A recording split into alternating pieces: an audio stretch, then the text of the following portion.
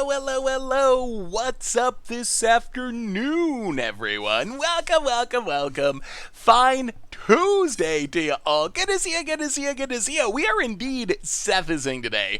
We're trying out, at least starting with Enchantress. This is another deck that I've been asked about a million times. So we're finally going to see how good Enchantress is in our new art story format. Hey, what's up, Sir Robert, Noretti, Spaghetti, Ice Cream Lesbian, Lucid, Major Killjoy, Elf, Ilp, Lucid. How's everyone doing today? Hopefully everyone had a pretty wonderful last, 24 hours since last stream. Hopefully everyone's day is going amazing. So yeah, more new historic today. Definitely excited about some new historic. Enchantress to begin with, and then who knows, there's the Reanimator deck we haven't played yet. Maybe we try some other stuff. Slivers? I don't know. Slivers are kind of janky. We haven't tried elves yet, so. But either way, we're starting with Shrines. I forgot Enchanter Shines as well. So we're going to have some fun today, messing around in our new historic format. So I can't find Enchantress now. What happened to... Oh, there it is. There we go. So hopefully everyone's doing spectacularly today. Hey, what's up, Capital Toothbrush, Bailey Gaming, Blade Jekyll, Reza Boost, Dylan Hunter. Seth, make a poll for your Settle the Wreckage. Is it BM or not? So, okay, so here's the scenario. I'm actually really curious what people think. Let me see if I can... How do I add a poll to this?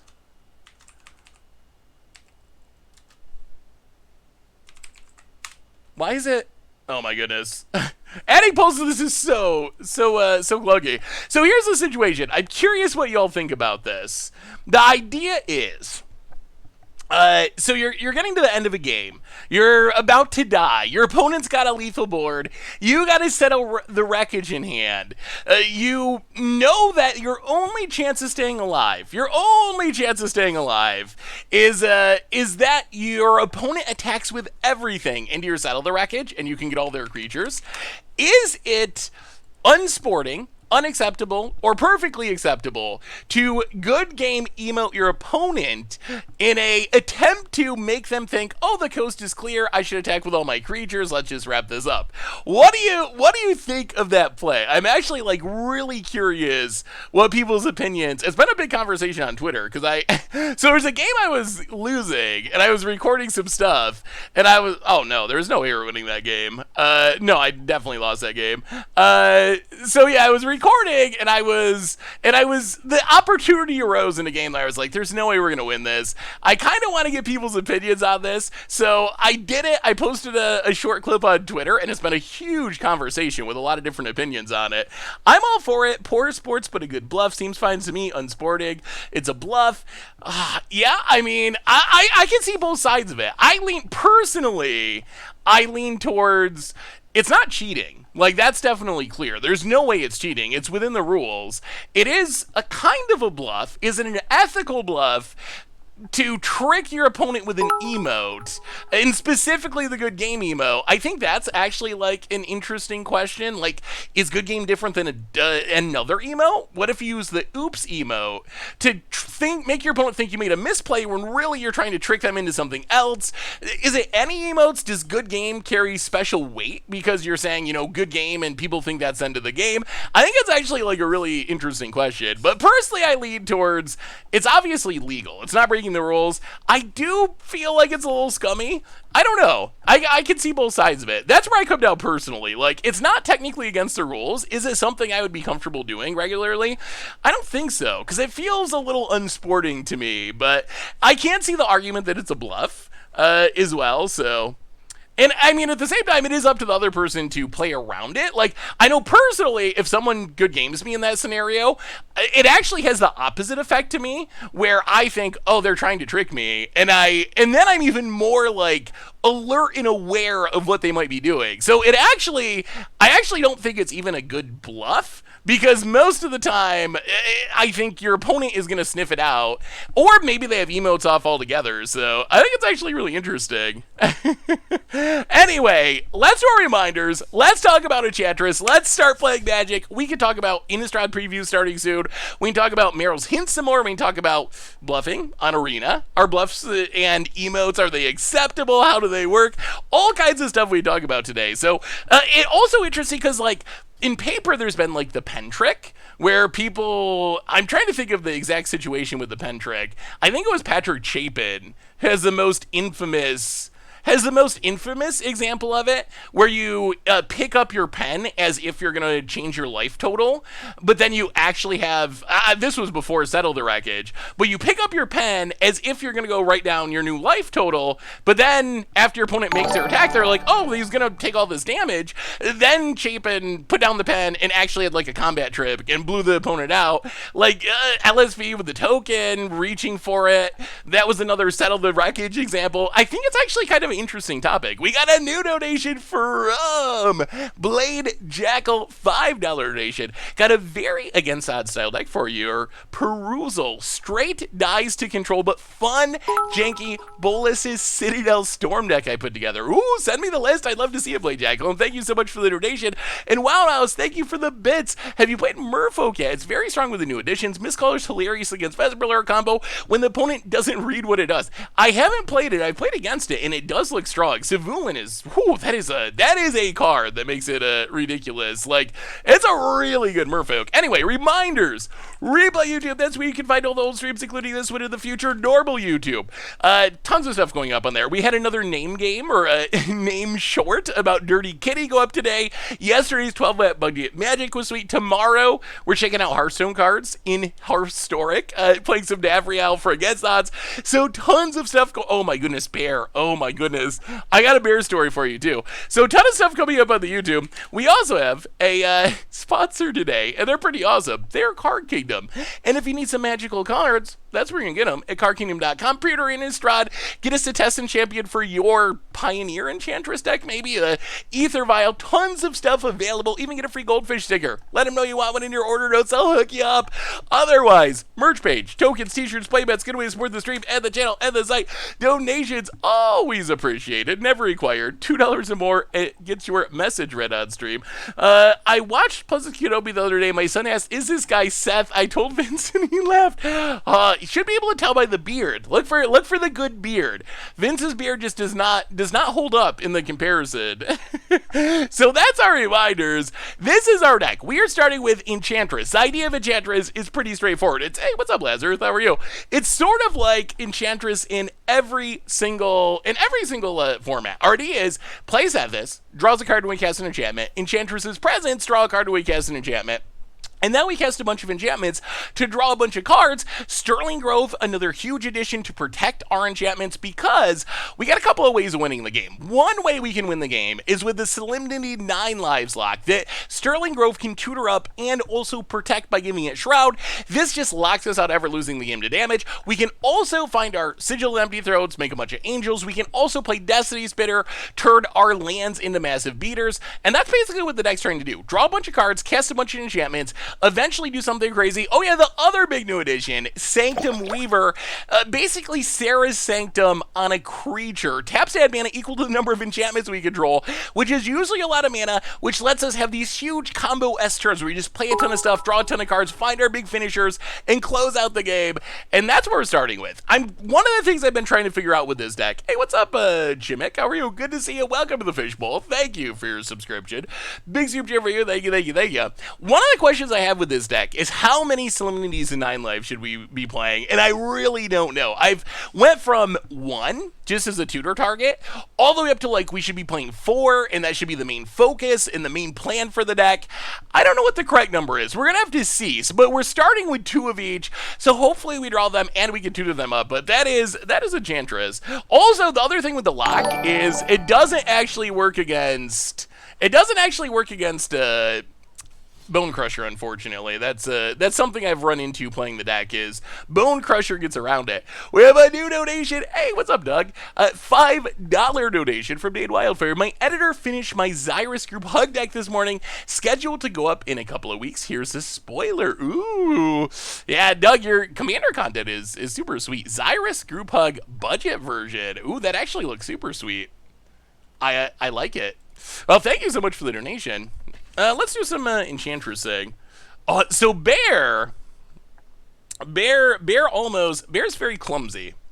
And he almost killed himself today. He was on a porch. There's a porch that's like a story high. It's kind of like on the second story, I guess. So he's on the porch that's about 1 story high, and he's just a really chubby, clumsy puppy.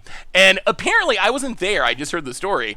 But apparently, he was walking around around the edge of the porch, and he lost his chubby little puppy balance and fell off like 10 feet to the ground. It was like at the highest point. It was like the highest point of the porch, but thankfully he's good. He didn't get hurt, but yeah, so a little bit of a bear scare. Questing Beast also does it. Wait, do you have the dog in your new house? I haven't been able to move yet. I'm still waiting to close on the house. So that's still in progress. So I haven't been able to get Bear yet because I got to move to get the puppy. So hopefully really soon. Hopefully within like 2 weeks I'll be able to close. Still waiting for the last couple of things to get done. I started playing the default Trickery deck after you tweeted about it. I love it. Ooh, how's it been going, Two Bloopin? How strong is Solemnity? Oh boy, angels. How strong is Solemnity in a vacuum? I think the answer is it really depends on the matchup. You do occasionally run into like hardened scales or whatever, and it's insane, and it just beats your opponent. But in a lot of matchups, it's just kind of like it does nothing without the combo. Jeff Boyardee, welcome to the Fishbowl. Thank you so much for your subscription. Big super for you. Thank you, thank you, thank you. Bear was the name of my Rottweiler when I was a kid. Oh, he just looked like a bear. I wasn't sure what I was going to name him. Honestly, when I went to see him for the first time, the people who own his parents were calling him Coda Bear, something like that. But it had bear, and he seemed like a bear. He looked like a bear. All right, Unbridled Growth. We might be able to kind of go. Are we playing ranked? Are we just up against Mono and Angels? I feel like we're just gonna go off here. All right, let's play Enchantress's Presence. We are going to do things. Draw some cool cards. Add some green mana. Sanctum Weaver. Draw 2 cards. Oh, this is what Enchantress can do. Is there a chance we see Soul Herder today? Maybe if we go to a backup deck. Sanctum Weaver. Maybe our opponent's mana is screwed. That would explain why they're not doing much. Land. Wolf Willow Haven. Draw some cards. Whoo, what a turn, what a turn, what a turn. We have a new donation from Winter Malant. We're not even going to attack. Chipping in for damage does not seem helpful. We'll discard Solemnity. We'll discard Cast Out Baffling and Land. Oh, we only got to discard 2? Oh.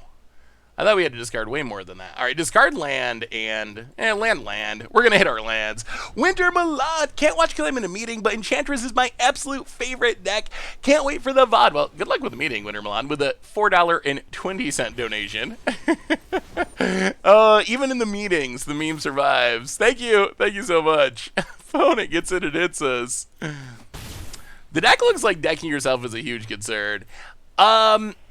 It's not as bad as it looks because you might say we might actually just win the game here. Like, Destiny Spinner is like a legit crazy scary clock. So once we get going, I think, like, watch what happens this turn. I think there's like legitimately a chance that we just win this game. Baffling End. Trigger. Draw some cards. Like, I think we might win the game this turn. Get rid of Starnheim Aspirant. Just in case. Sterling Grove. Trigger, draw some cards. Sanctum Weaver. Draw some 1, 2. Oh, I guess we're going to need 2 turns, aren't we? Yeah, I tapped too many lands. I don't think we can deal... Can we deal 20 with 2 lands? Maybe. 1, 2, 3, 4. Okay, I think we can still win. So make white. Elspeth Conquers Death. Draw some cards. I think we can still win. Alright, so get rid of the Angel of Destiny. Pathway. Oh, we can't play a land. Oh, yeah, so we can't win this turn. That is awkward. That is awkward. Well, Solemnity. Yeah, I don't think we can get 20 enchantments. Maybe we can. That seems like it's going to be difficult. green, 13. Oh, that's a lot of enchantments to go. Wolf Willow Haven. We got to get to 20 to win with, okay, 14 enchantments.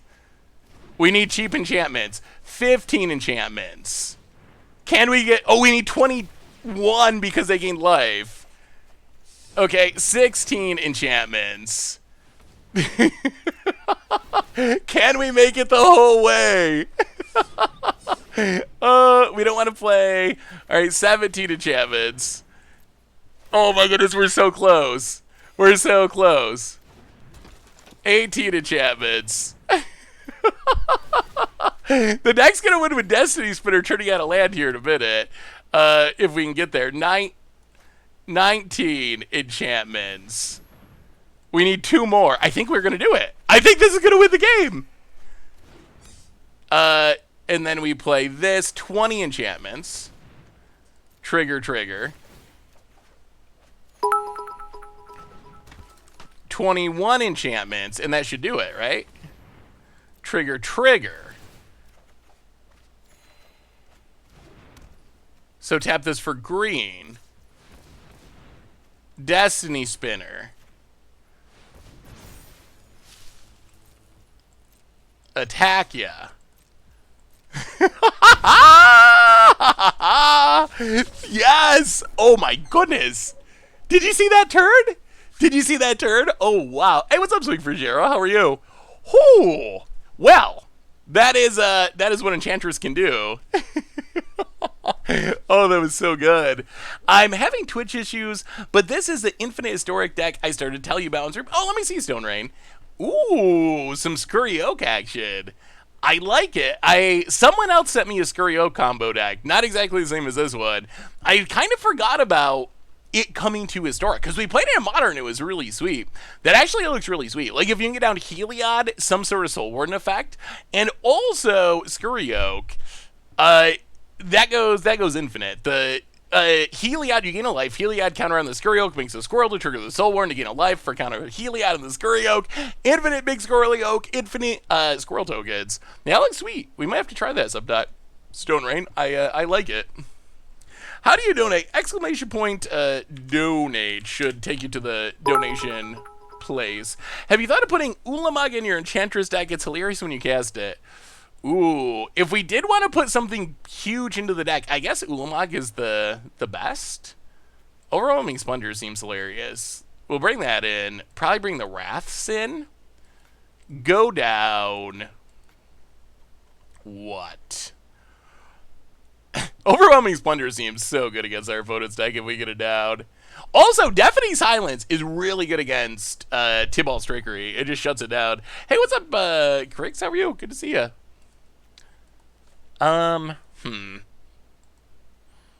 Let's go down 1 Solemnity. 1 Baffling End.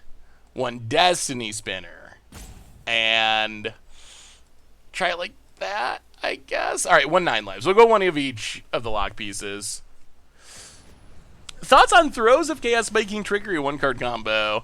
We played the deck a little bit yesterday just to see what it was like. Thankfully, thankfully, I still don't think the deck is good enough to really be problematic. So, I mean, it's annoying. It's an amazingly annoying play pattern. But I think that it's still janky enough that hopefully it's not a big concern in best of 3. Best of 1, that's another story. It might actually be a problem in best of 1. Best way to reach me off stream, Twitter or email is probably the overall best. Saffron@mtgoldfish.com. Can you please play a game with Trickery? Maybe. Maybe 1 if you want to see it. It does just kind of do the same thing over and over again, though. How do we want to do this? We can Wolfwillow Haven. Yeah, it's Wolfwillow Haven. Next turn, we can set this plus Sterling Grove to protect it. Seth at mtggoldfish.com or saffron@mtggoldfish.com, either one. Sparring Regiment. Opponent is on a... I'm not sure what their deck is doing, honestly. This is a... Did they sparring regimen no tutor? No idea what's going on over there. Well, Sterling Grove, draw a card.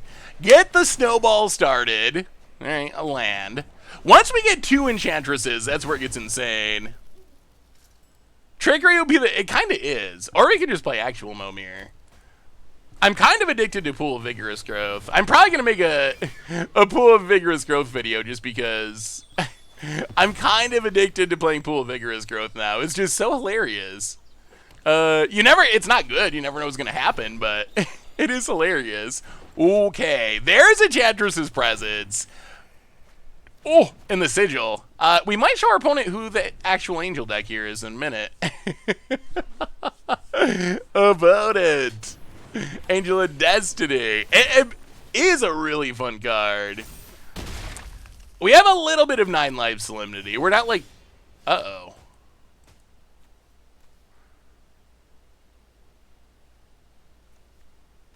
When a creature you control deals... What does this do? Wow, we're going to have to play 9 lives just to... Okay, this is awkward. Yeah, Angel of Destiny is kind of actually scary. We might be losing to it. Get a forest. Okay, 1, 2, 3, 4, 5, 6. 9 lives. Trigger, trigger. Oh, overwhelming. Oh my goodness, overwhelming splendor. Oh, that's so good.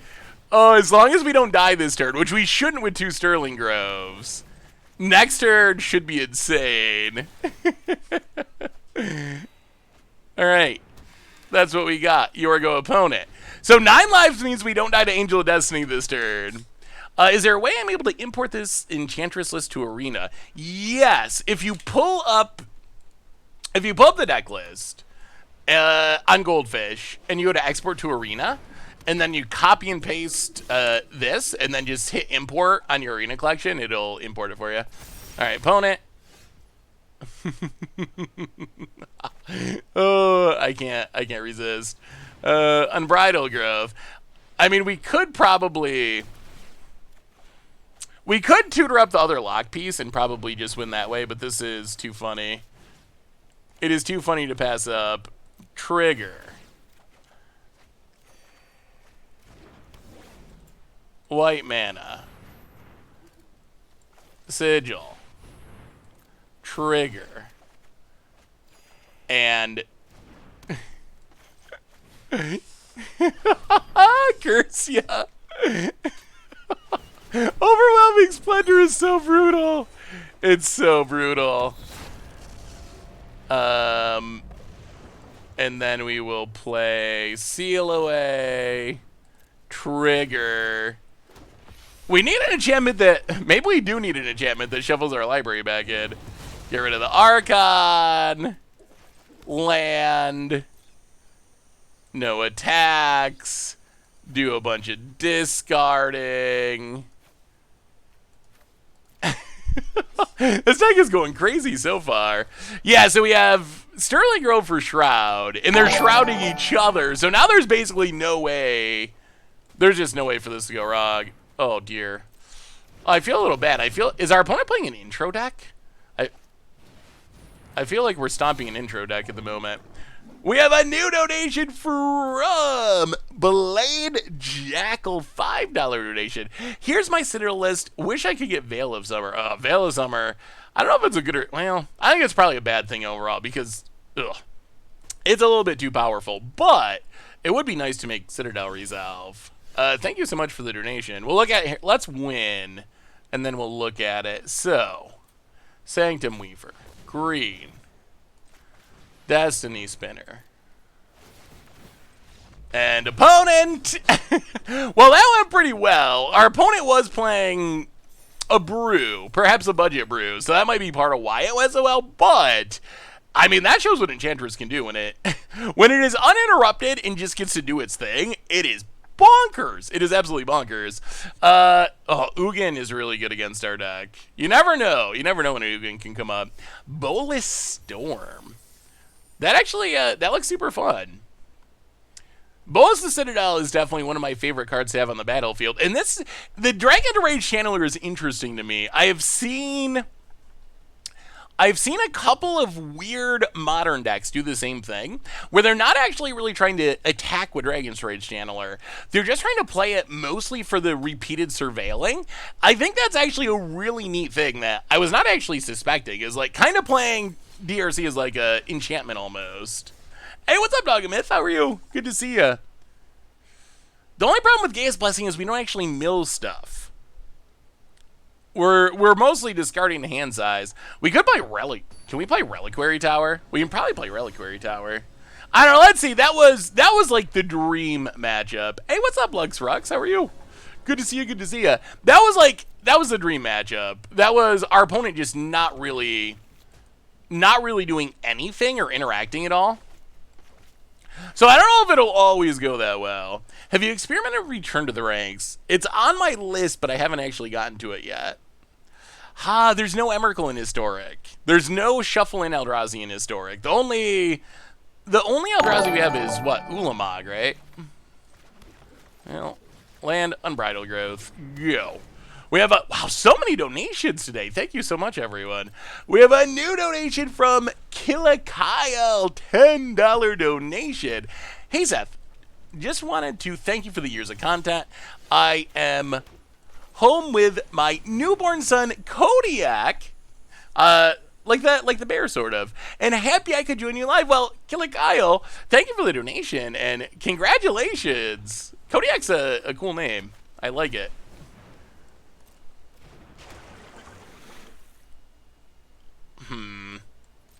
Is it control, maybe? Well, let's set this. Set this triggers when we cast stuff. So even if our opponent's countering it, at least we're still drawing cards. Yeah, I don't think that Cardboard Live is updated all the way yet for Historic Horizons. The new cards don't always show up. Hello from Australia. Austria, not Australia. And bros and sister of mine, I'm happy to announce that there are only 2 days left for the Matcher Leaks for Innistrad, hosted by none other than the legendary Joe Mastrangelo. Yes, Mother Shankers. Ooh, yes, it is almost Innistrad time. Innistrad spoilers starting on Thursday with the preview stream. Definitely really excited for Innistrad. Innistrad's going to be sweet. Well, Sanctum Weaver. Draw a card. Not going to attack. What is our opponent doing? 3 basics. Jeskai colors. Just wanted to go somewhere to say they've only played a few games with Perpetual, but already makes me want to quit Historic and Arena. Wow, really? Why does it make you want to quit Arena? Is it the combo? The Perpetual. Oh, they're a What happens if our opponent goes Protection from Enchantments with Sarah's Emissary? Does that just beat us? Expressive Iteration. We need to go off. We need a big turn.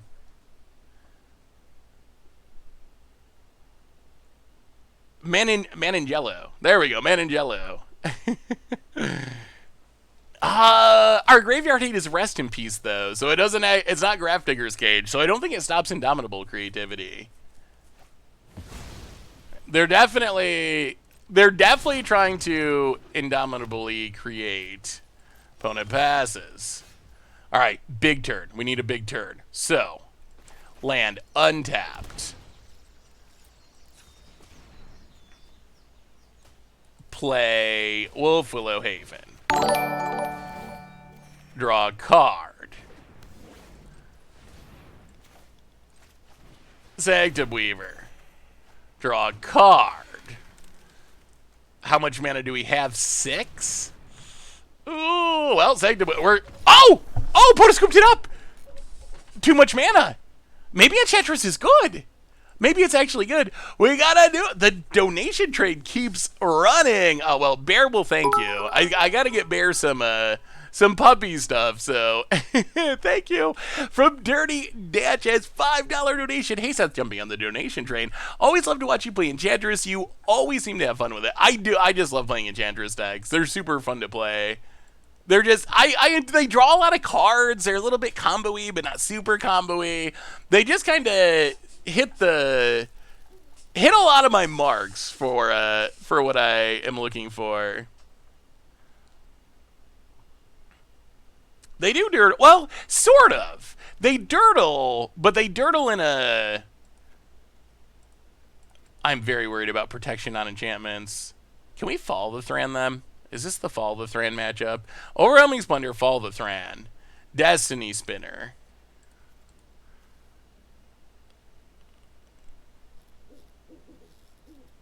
Deafening Silence doesn't... Maybe that's it? Maybe that's all we got? How does the perpetual combo work if they don't draw Blood Artist or have another creatures that draw the game like Gorgorger? It does. If they don't have the finisher, then it draws the game. Yeah, Overwhelming Splendor seems like one of our best options. And Fall of Thran is fun.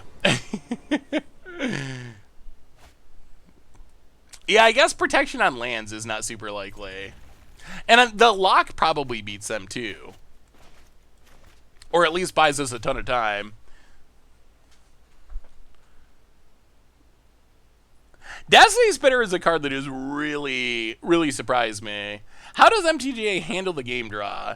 So it lets you go through... Hey, what's up, Bruno? How are you? Good to see you. It lets you go through the loop, I think it's like 25 times. Somewhere in that neighborhood. And after you go through the loop X number of times, it says... do something else, or I'm going to draw the game, and then after 2 more loops, the game just ends in a draw, and it sends you back to sideboarding. I don't know. I've never tried it in Best of 1. I actually have no idea how it works in Best of 1. In Best of 1, I don't know. What happens in Best of 1? In Best of 1, do you start over? Do you play a second game in Best of 1? Oh, it's the same? Okay. Except I assume there's probably no sideboarding. You just automatically do it. Well, Enchantress's presence. Let the fun begin. Opponent. Prismari command. Sure. Sure. I was surprised that there was no timeout issues. Like, I was thinking that it might be like a race to not... Oh, no. Opponent. Oh. You know what's pretty good against our deck? That would be Narset. Narset, hater of fun. I'll get a Plains. Destiny Spinner. Oh, yes, we would love to be drawing a million cards. Narset. I thought my opponent was going to rope themselves to death, and then the notification popped up. Whoa! Golly gee.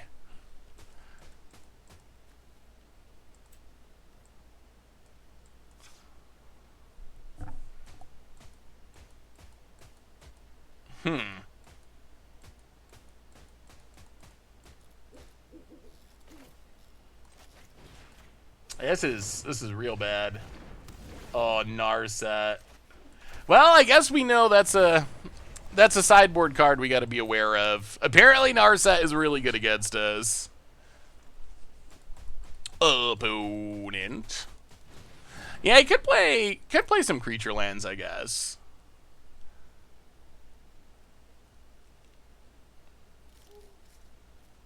We could try to answer the Narset very painfully. We can Sterling Grove up, like, Cast Out or something.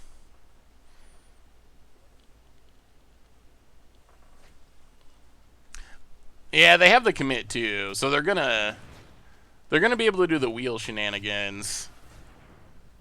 1, 2, 3, 4, 5, 6. Well, all right, we're tutoring up something. Actually,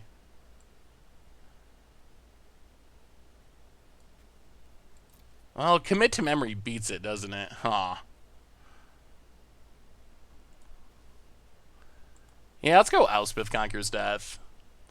Elspeth Conquers Death can get rid of the Narset and eventually get back a Enchantress. Oh! It's Shame Scoop time. We played Solemnity. You can see our opponent hovering on it. Oh, that's right. Maybe the one of Elspeth Conquer's Death is not a good idea for this deck. that one was on me. Oh, we could have got cast out too. Oops. Hey, thank you for the host, Robert.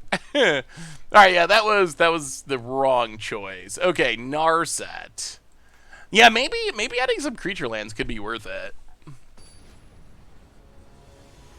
Yeah, I mean, Elspeth Conquer's Death isn't even 100% necessary. We could just play more cast outs. Arena. All right. Well, sure. This hand will be good eventually. In a long time. Yeah, opponent, they had to know that was a Shame Scoop. Land Sethis. Go. Please don't kill it. We need our card draw. Opponent. Not a very nice opponent. Well, alright. Land go. This is going a lot worse now that our opponent sideboarded for us. Expressive iteration. See, opponent gets to draw cards. Maybe we just need to be playing Narset. So what is your dislike of the perpetual effects? Like, let's say the combo didn't exist and there was no Vesperal Art combo. Would you still dislike the mechanic, or is the dislike based mostly or exclusively on... Ugh, yeah, when the deck doesn't have an Enchantress, it's so much worse. And that's what we're seeing here is... Ooh, the deck plays a lot of bad enchantments. When you're drawing a card with all of them, it's very good. Opponent. Prismari Command. Well, Destiny Spinner.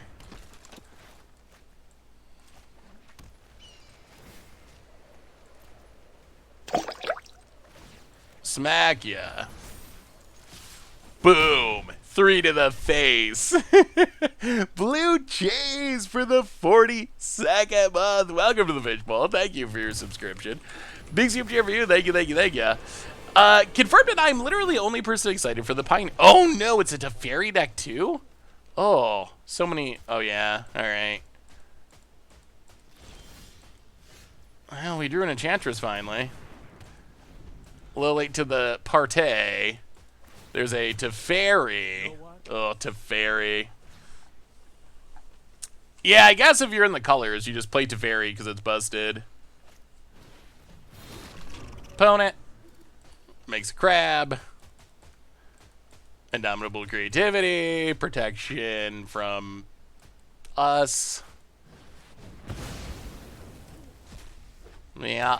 Oh, Elishnorn. Okay. We draw a land. Alright. Well, alright, that was a disappointing one. I think Perpetually is an okay mechanic. I'm afraid that most of the random card and hand bonus effects like Frailes, I don't like that direction. I wonder if there was any way they could do that would feel magic-y.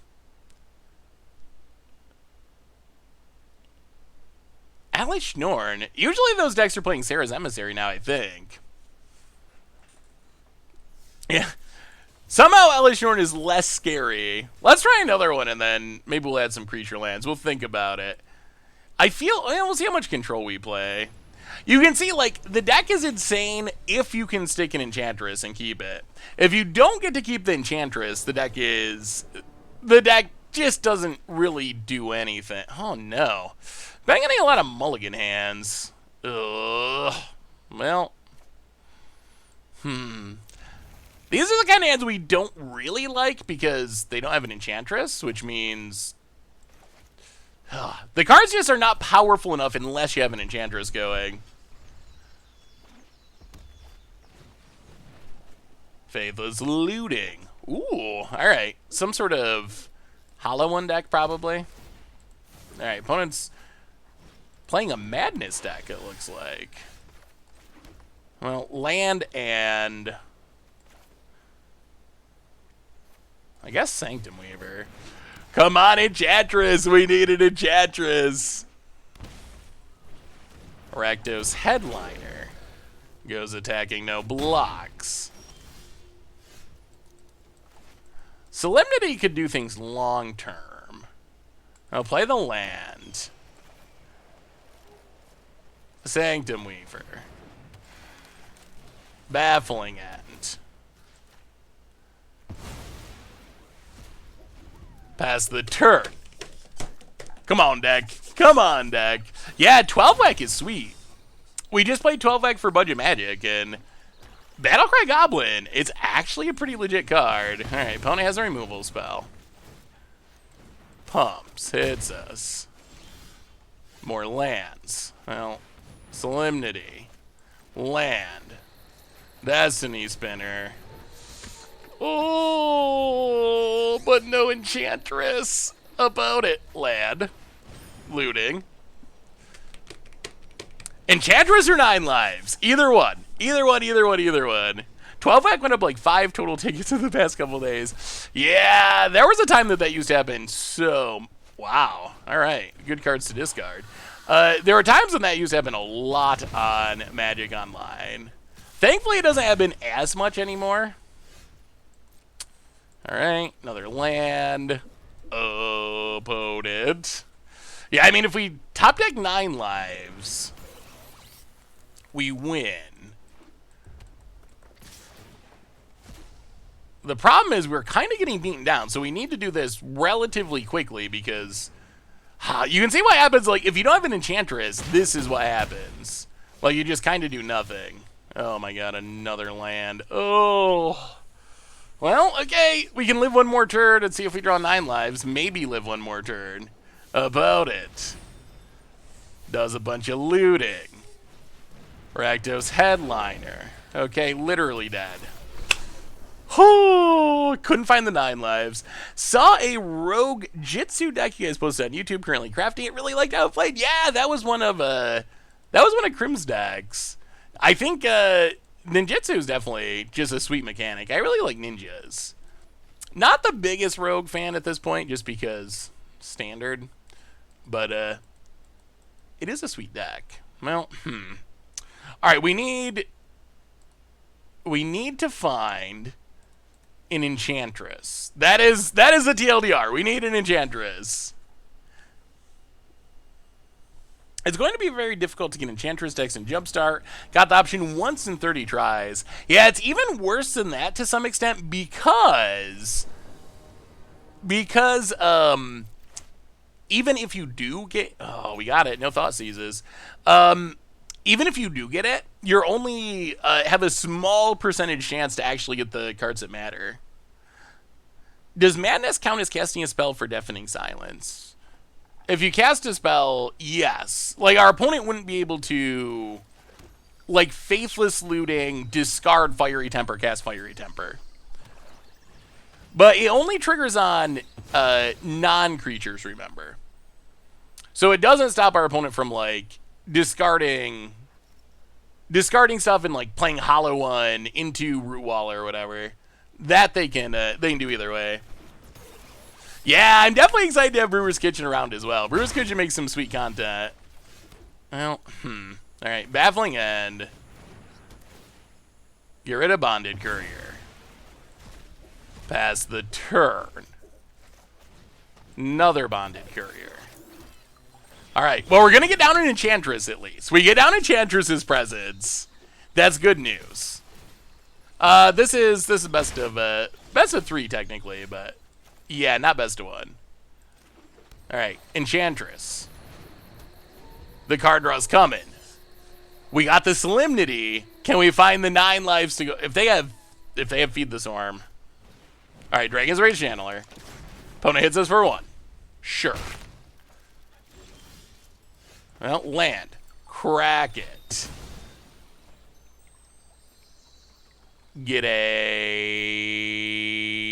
Plains. Sanctum Weaver. Draw a card.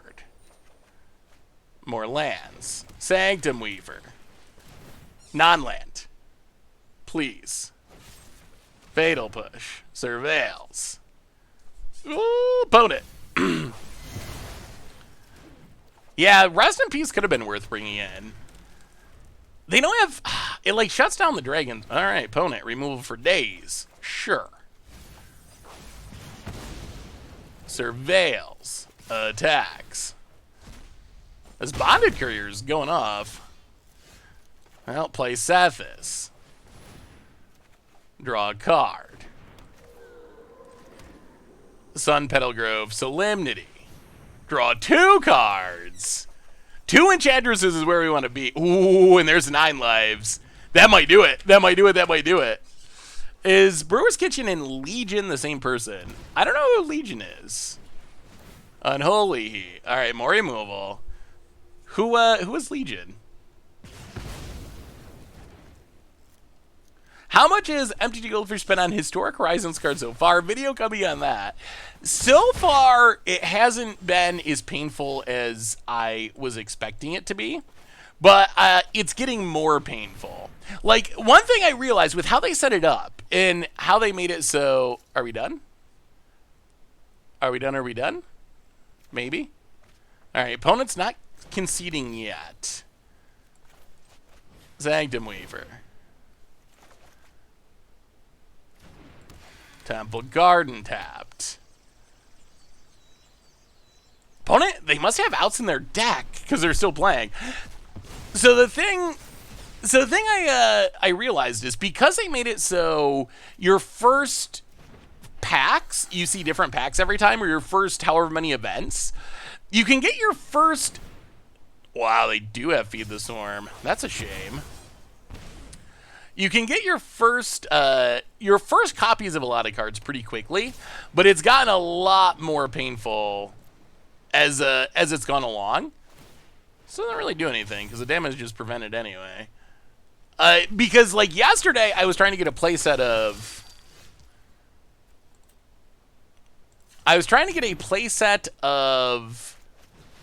Shatterfang, and now it's ridiculously... I eventually yesterday, trying to get the Chatterfangs, I just gave up and started opening packs of other sets to get wild cards.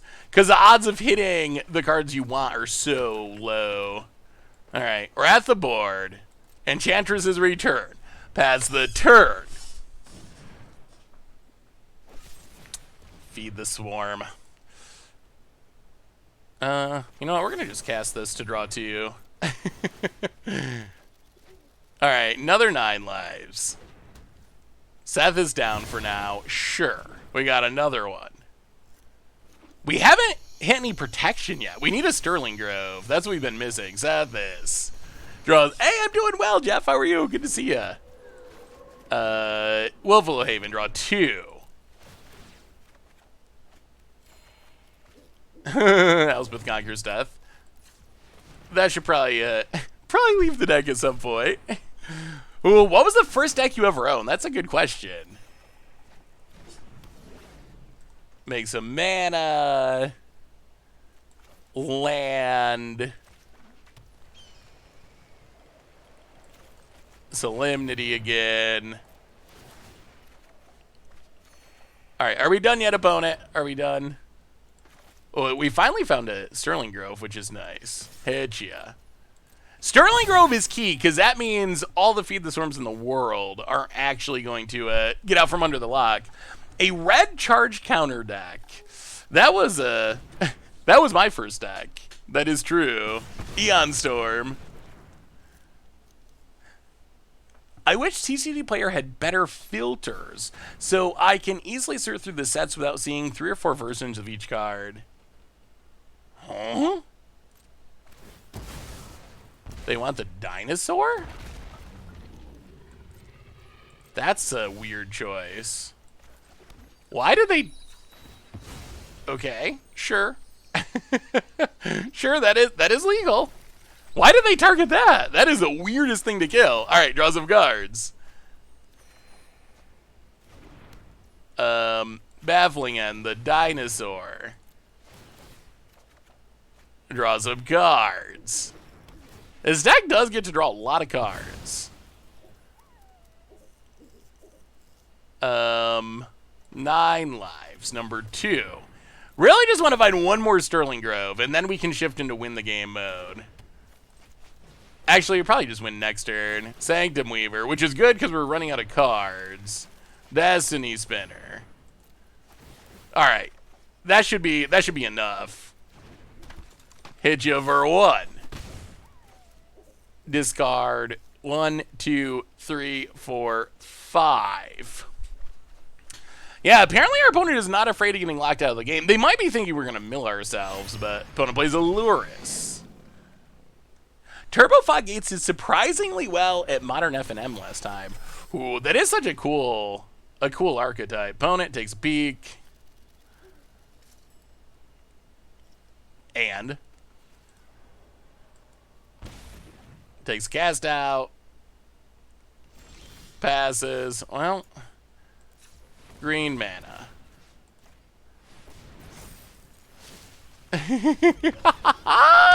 Here come the lands. Yeah, Turbo Fog is an archetype that I used to love. And it's really gotten wrecked by some of the new cards I printed. Bone Crusher, Questing Beast. It seems like that's text that Wizards likes to tack onto things. Keeping Elspeth Conqueror's Death in hand with Solemnity on the board against Lurus. Yeah, I gotta get rid of this Elspeth Conqueror's Death. It seems like this Elspeth Conqueror's Death only causes me problems. There's no upside here. There's no upside. Yeah, it's got a lot of rares, unfortunately. It is not a budget deck by any means. All right, we'll get rid of the Elspeth Conqueror's Death. Maybe the rest in peace are probably worth it. Let's go with the rest in pieces. And just try it like that. Let's try it like that. I feel like a majority of the player base hates Turbo Fog, so Wizards keeps printing Turbo Fog 8. That's probably true. I feel like... well, all right. We got Ramp and Enchant. Wow, all 4 Wolfwillow Havens. That is a strange draw. Land, go. I do think it's true that players tend to dislike Turbo Fog. I feel like that's one of the archetypes that I used to like, but now I can't like as much. I feel like that's another one that Nexus ruined. I was just going to say that. Like, pre-Nexus, Turbo Fog was like a janky, weird budget archetype. Post-Nexus, people just hated the archetype, so... Same with extra turn decks. I used to like turns decks. They were like this weird under-the-radar thing. But once they became the hotness... because of Nexus, it just it killed the whole archetype for me.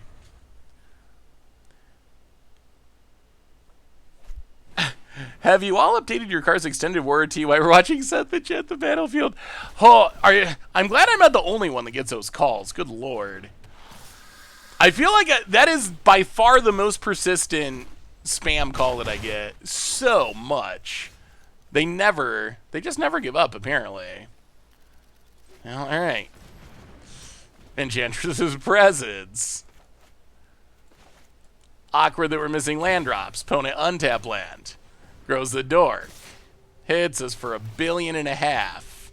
Probably better known as 5. And passes. Not white mana. Wolfwillow Haven, draw a card. Oh no, that's also not white mana. Wolfwillow Haven, draw a card. White mana. Oh, no! We're going to die to the creature beatdown with... with multiple rests in hand. Oh, no. Opponent looting. Can they burn us out right now? Possibly. There's a Fiery Temper. Down to 7. There's the red mana. Going to 2 at best. Yeah. Hits us. I don't even think a Wrath will save us now. Because we're low enough that any burn spell is going to kill us. Well, I guess that's good because we weren't going to draw one anyway. Wolf Willow Haven. Oh no, it comes into play tapped.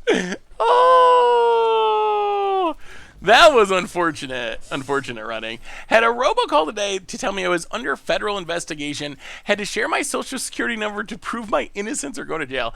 Yeah, scammers are ridiculous like that. The sad thing is some people fall for that. Like, that is the... Like, when I think about it, I'm like, how could anyone fall for that? How could you get a phone call of someone saying, give me your social security number, you're going to jail, and be like, oh no, I better do that. But then, yeah, that's what I was going to say. Like, talking to my grandparents, I don't think that I know of, they've never been scammed, but people of that generation, it's a lot different. They think a lot differently about things. Like, my grandfather, he was telling me he had to go to... I mean, I don't even know if it's only stupid people. I think it's that older people have different experiences and are not savvy with the internet and all the scams that happen today. But my grandfather had to go to the doctors to get blood work, and he was just to give some context of how old people could be scammed by this. But my grandfather had to go to the hospital to get some blood work done, and they changed it because of COVID, where you have to sign in with a computer now. And he literally couldn't do it. He's like 79, I think. He couldn't do it. He actually had to bring someone with him because it was like type in your name, click through like 2 things, clicking enter. And that was just like something that he couldn't do. He didn't know how to do it. That's not anything that he had ever had to deal with before. So I could definitely be sympathetic of older people, because I don't think it's just a case of like, oh, they're stupid. It's more that they just don't have experience in the same world that we're perhaps used to living in, because we're younger and from the internet generation or whatever.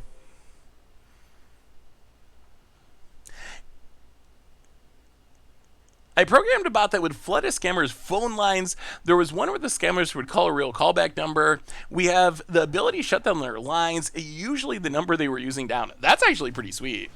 I don't think scams like that don't benefit anyone. Like, so them being shut down, we'll see how this paladin class is. So I think that them being shut down is like pure upside.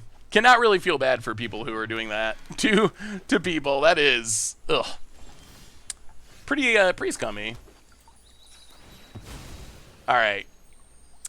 Opponent's got the mana. We have the Enchantresses.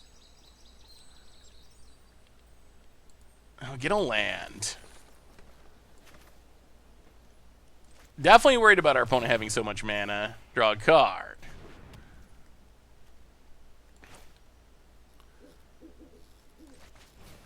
Draw 2 cards.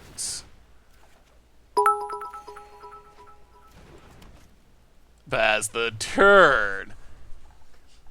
Can anyone actually win this game? Does this end with us both just like locking each other? Oh, all right. So opponent has a way to win. That's a sigil with, oh my goodness, that is a ridiculously fast clock. Oh, we're in serious trouble now. They have so much mana. Okay. That's not good. Squirrel Sanctuary.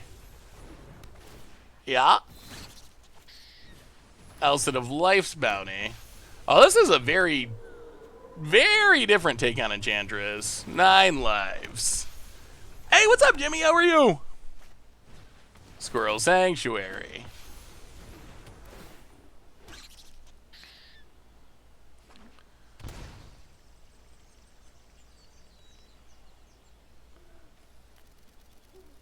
Well, does this mean we're dead? 4, 5, 6, 7. Ugh, alright. Sterling Grove. This doesn't feel good. Get a 9 lives. Draw it.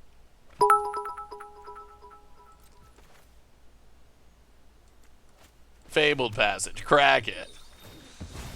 I mean, I think this keeps us alive for a turn, maybe? Maybe we can just lock it? 9 lives. Draw 2. Yeah, Seto would be great here. More lands. Destiny Spinner. Okay, all the lands. No attacks. Alright. Opponent gets to keep going off.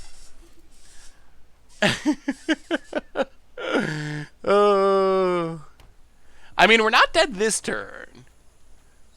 Right? 4, 5, 6, 7, 8, 9. Because we can block something. So we'll go up to 8 counters and then try to tutor up Sterling Grove. The problem is we're going to have to cash in the Sterling Grove. So that turns out our opponent having like a cast out or something. We did just draw a lot of lands in a row. Well, we're not taking any damage because of the 9 lives. So we're worried about the number of things that damage us, not really how much they hit us for. Opponent thinking. Another 9 lives. Yeah.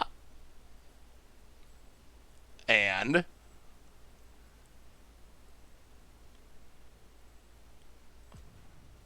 can we not tutor up the Solemnity and just try to draw it? How bad of a plan is that?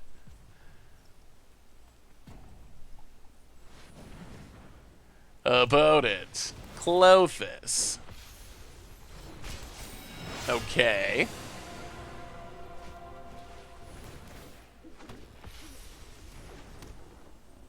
Baffling end to draw cards. Yeah, I wonder if that's actually good. Opponent attacks with everything. Something gets huge. Oh, can we... we do lose on the spot if they can remove Solemnity. You are correct. 4, 5, 6, 7. All right, so kill the Sanctum Weaver.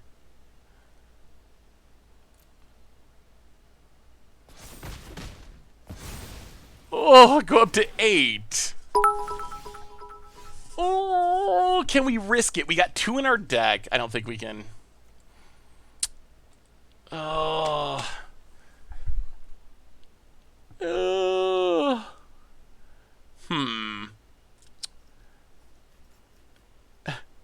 What do we do about this?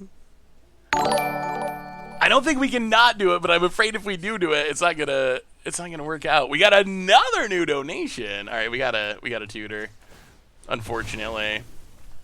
Just wanted to say, the I and the Magic community are so happy to have you as a figurehead. You are so kind, fun, and cool. Congratulations on your new home, your new dog, and a happy life. From the whole community, we love you. Well, Magic Gods, that is one of the nicest donations that that I've ever gotten, seriously. And I love all of you too. I think everyone knows that, but we have an amazing community. Like, it kind of like blows my mind, seriously. Just how amazing. Oh dear. Elspeth Conquers Death. Just how amazing the community actually is. Like, it is mind-blowing to me. Like, y'all are so awesome. Seriously. Thank you so much for the donation. Unbridled Gross. Come on. We want protection. We need protection. That's not protection. Draw some cards. I mean, I expect they just have the answer. Alright. Well, we can discard some of these million lands, and we'll see if they have the answer. Alright. Nothing. Ugh. Nothing. Nothing that can kill art. Sure, that's fine. Sure. Doesn't do anything. As long as they can't kill our Solemnity. Alright, they do have it. That's exactly what we were worried about. Like, exactly. So how are you going to beat 9 lives with Solemnity in play? Opponent mills out first. I think that's the main plan. I mean, we could also kill our own Solemnity eventually. I mean, I guess we just run it back and hope for the best. Ooh, what is your new Naya deck, Amara-san? That is true. The Magic gods are usually not kind to me. Oh, I don't even really think wraths are worth it. We want to not get to that point.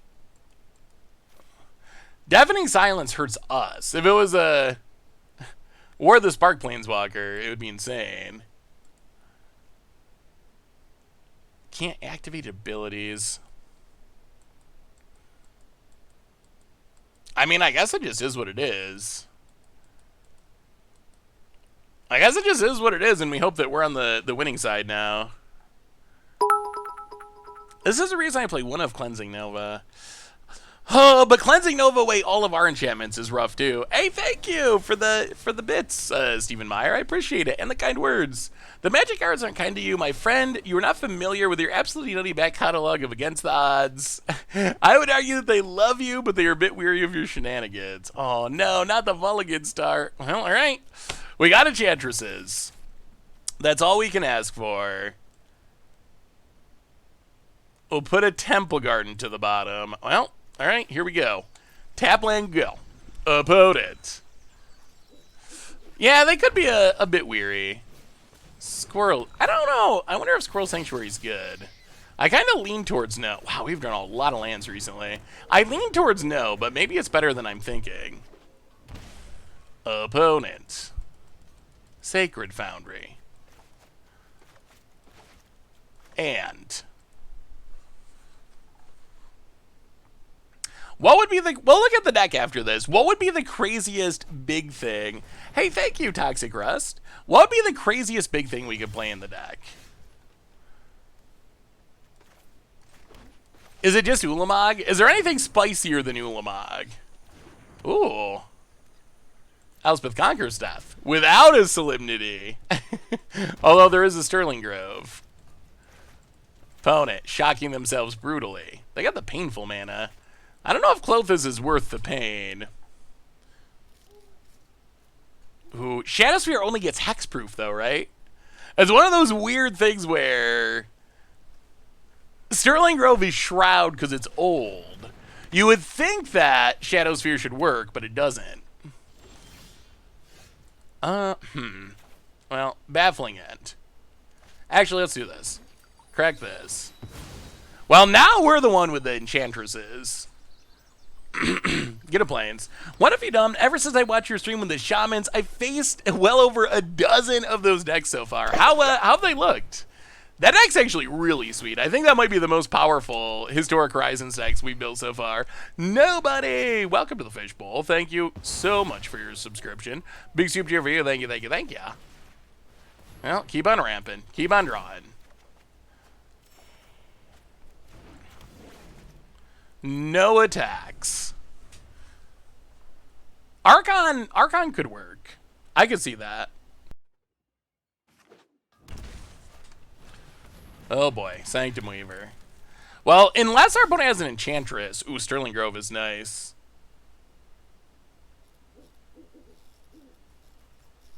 That is actually super good here. Sterling Grove. Now we also get the protection. Ooh, we get the full lock. Sterling Grove.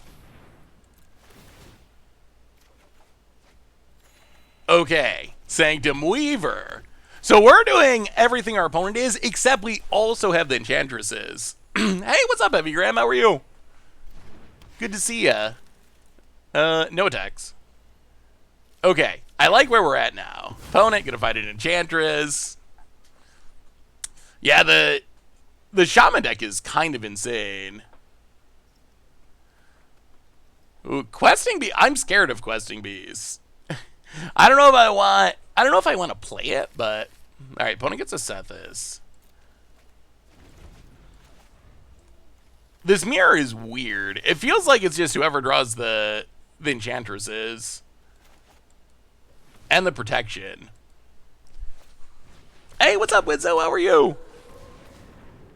Can we play the game on the Google homepage for a minute between decks? What is the game on the Google homepage?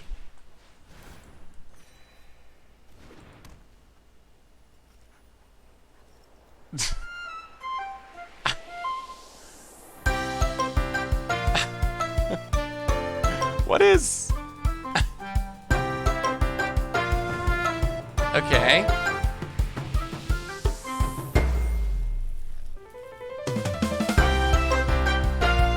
Oh, this is a long intro. Alright, I don't want to watch that whole intro. What is the actual game? Yeah, that is the longest intro I've ever seen. What is the game actually supposed to be? Okay, we need to do something good here. We need to do something good. Opponent found another Sterling Grove. Alright, so how do we do this?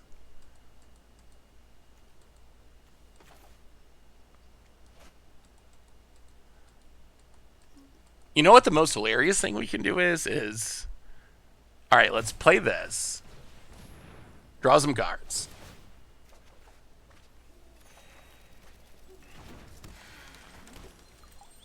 Thin the deck. Is the game actually good? The Google homepage game? I don't think we can actually win though. We don't have enough damage to win. I don't think. Sanctum Weaver. I mean, we can make sure we don't lose. That might be the best plan. 9 lives.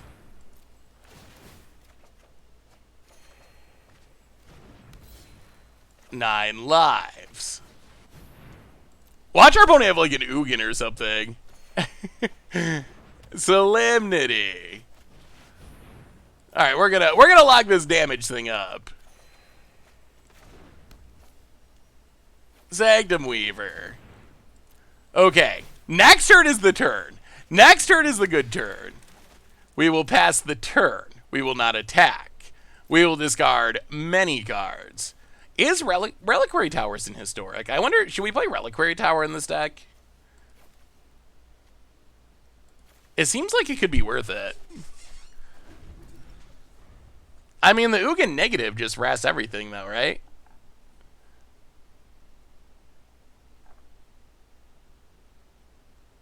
It's a bunch of mini games. I think it's really fun.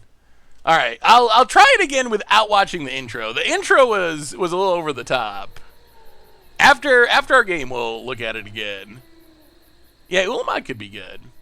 Yeah, I think some creature lands, a couple of creature lands could be worth considering. We normally don't have a hard time closing out the game. I mean, next turn we're going to absolutely just smash our opponent. Cycle's Baffling End. Oh, River's Rebuke would get us. That would get us good. This is the first mirror we've run into, but those would be cards that would be good in the mirror. Although Ugin would kill us, too. Like, losing our 9 lives to our own Ugin would be brutal. Another Destiny Spinner. Just draw land already, opponent. I mean, next turn we untap with everything. All the manas. Like, we're going to have so much mana next turn. Levels up Paladin class. These Paladin classes don't seem great in this matchup. Might be good against control, but... Saving up wild cards for a Shaman deck, but I've been winning a ton with Scurry Oak combo. I gotta try the Scurry Oak combo. I haven't actually tried it yet. Alright, so... Play the land.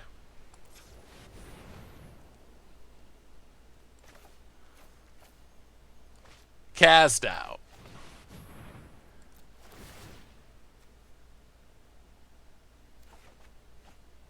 Get rid of the Sterling Grove.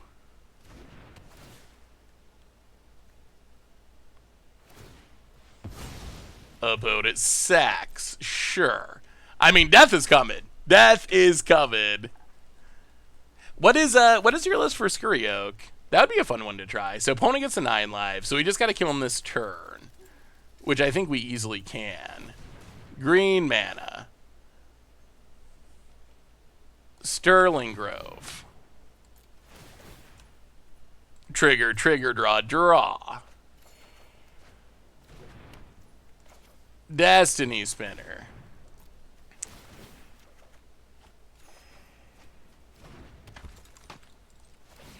Turn on. Opponent sees the lands coming and they're done.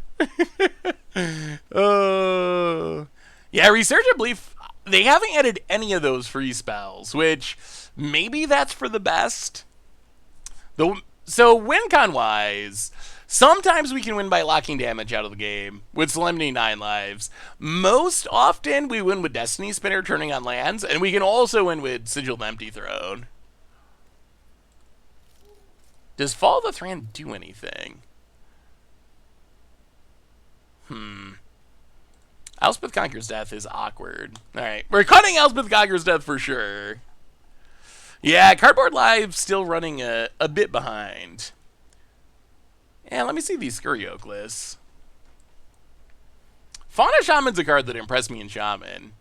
I think it might actually be kind of good. Oh, Herd Baloth. The backup plan. Alright, that looks pretty solid. Okay, so similar. Ranger Captain of Eos. King at Soul Warden. Alright.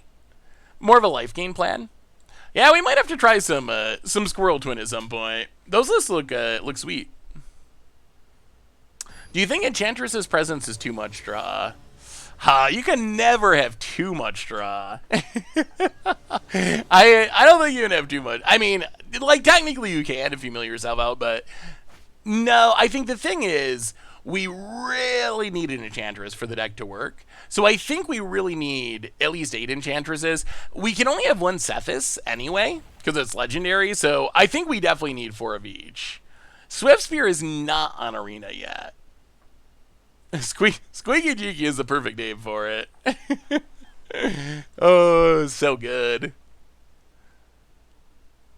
I've actually beat Shaman with control. Yeah, I mean, if you get your Wrath down quickly enough, I think control can win that matchup.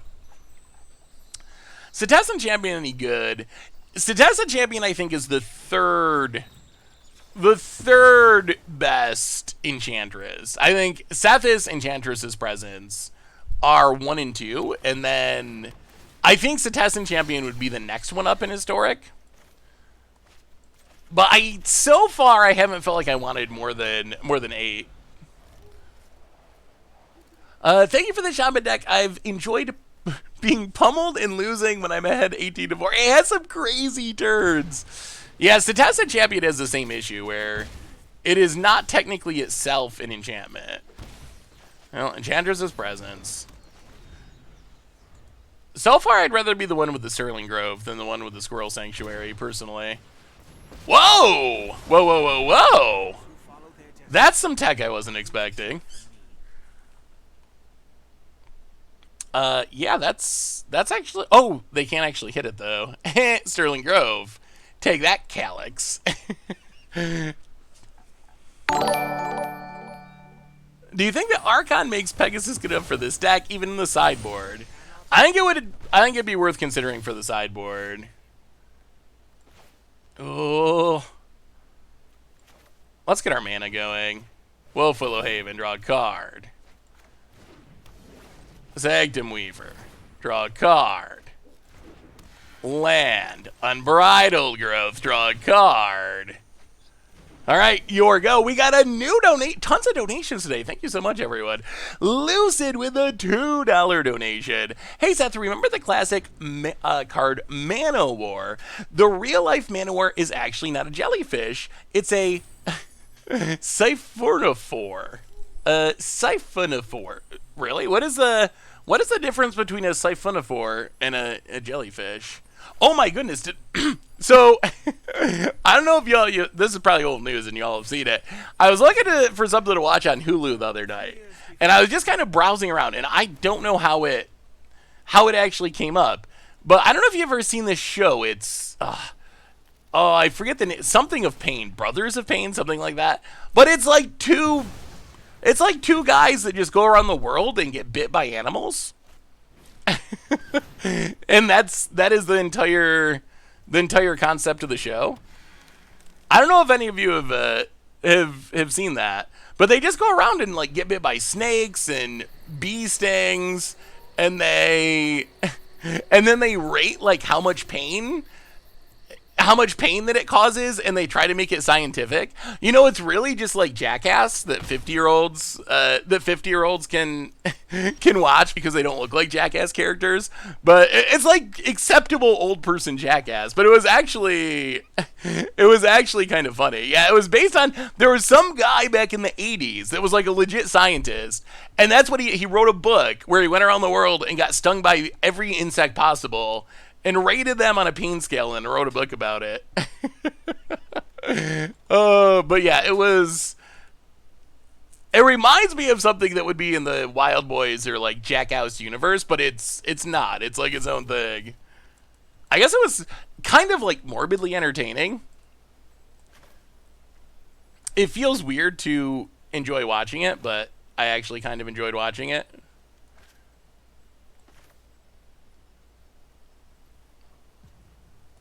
All right, let's Baffling End. Get rid of Sanctum Weaver.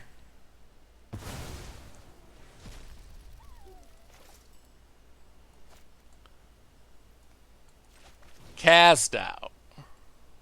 Oh, play the land. Cast out. Get rid of Enchantress's presence. Get back our Sterling Grove. Oh, that's big. Pass the turn. I don't think this squirrel's gonna kill us. Kings of Pain. That is what it's called. It is basically the Storm Scale. They rate it 1 to 10 based on like intensity, duration. It's kind of a ridiculous idea. My kid has a book by Coyote where he describes a bunch of those bites. It's wild. I can't really imagine doing that. I can't imagine going around and intentionally getting bit by animals for science. I don't know, does that even count as science? Like, is that really science, or is it just like entertainment masquerading as science? It might just be weird entertainment. Someone's got to, I mean, does someone have to do it? Do we really need to know what it's like to be bit by a python?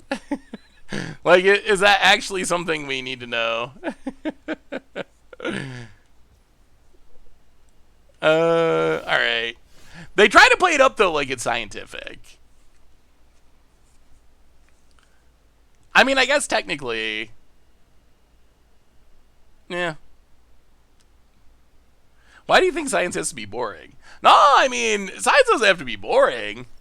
I just don't know if it needs to include intentionally getting bit by animals.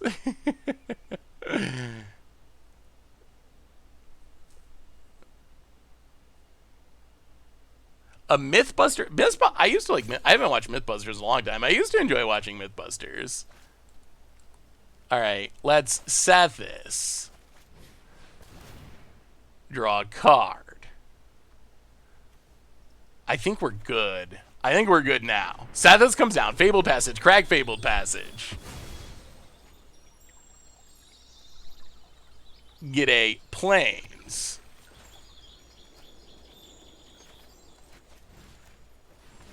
Wolf Willowhaven, draw 2 cards. Oh, there's no Solemnity. 1, 2, 3, 4. Well, let's just Sterling Grove. Get the lock assembled. Now we don't got to worry about our opponent's removal, which is big. Unbridled Growth. Draw some cards.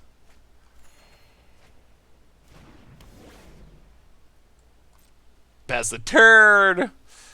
I mean, I think we got the edge in the mirror. Game 1, the Squirrel Sanctuary got us, but since then, Squirrel Sanctuary, I'm not buying it. I'm not buying the Squirrel Sanctuary. Do you think Hardened Scales artifacts can work in Historic? I'm debating whether or not to give it a go. I think Hardened Scales can work in Historic. Whether or not artifacts, I'm not 100% sure. Like, we're missing Hangerback Walker, Walking Ballista, Arcbound Ravager. Those are some pretty big misses. What's your feeling on going to live shows right now? Supposed to be seeing Bouncing Souls this weekend. A little nervous with the current cases. Quantum, I think it would partly depend on your area and location. I think it probably also depends on the venue. I know one...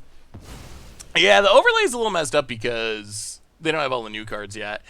One thing I've noticed recently is there's been a big trend towards venues requiring tests or vaccinations.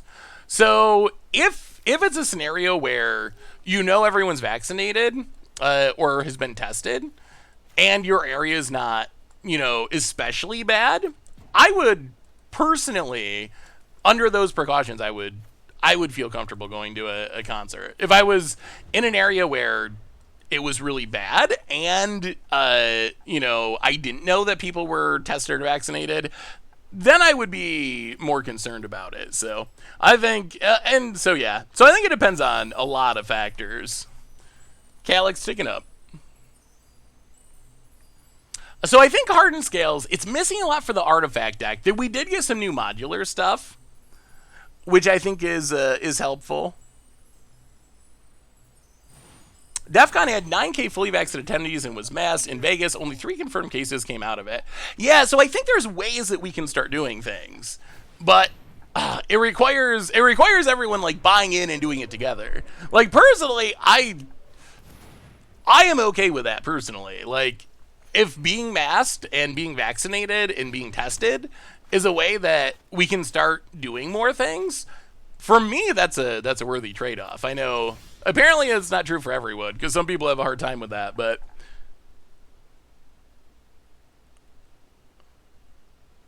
yeah, I don't think we'll ever get Ballista in the format. I would be surprised. Yeah, small outdoor fest required vaccination and a negative test. It felt pretty safe. Yeah, I think that's the trend that music is heading right now. If you follow like Mountain Goats, I know Mountain Goats was tweeting about it a little bit ago, but my understanding is a lot of artists told the venues essentially like, unless you require some sort of testing, vaccination, mask policy, we're not going to play. Like we want to do the shows. Like we've been off the road for a year. We want to go back to doing shows, but unless you can do this, we're not going to be able to do it. Like we can't do it. There's too much risk. And because a lot of musicians stood firm on that and made a big issue out of it, a lot of venues actually came around and started doing it. And a lot of the big venues and concert promoters came out and said, okay, we're going to do this now. So I think that's the direction music is heading over the short term at least. Mountain Ghost does play Magic. I think he tweets about Magic more than he tweets about about music somehow. But yeah, he's definitely a big fan of Magic. Wolf Willowhaven.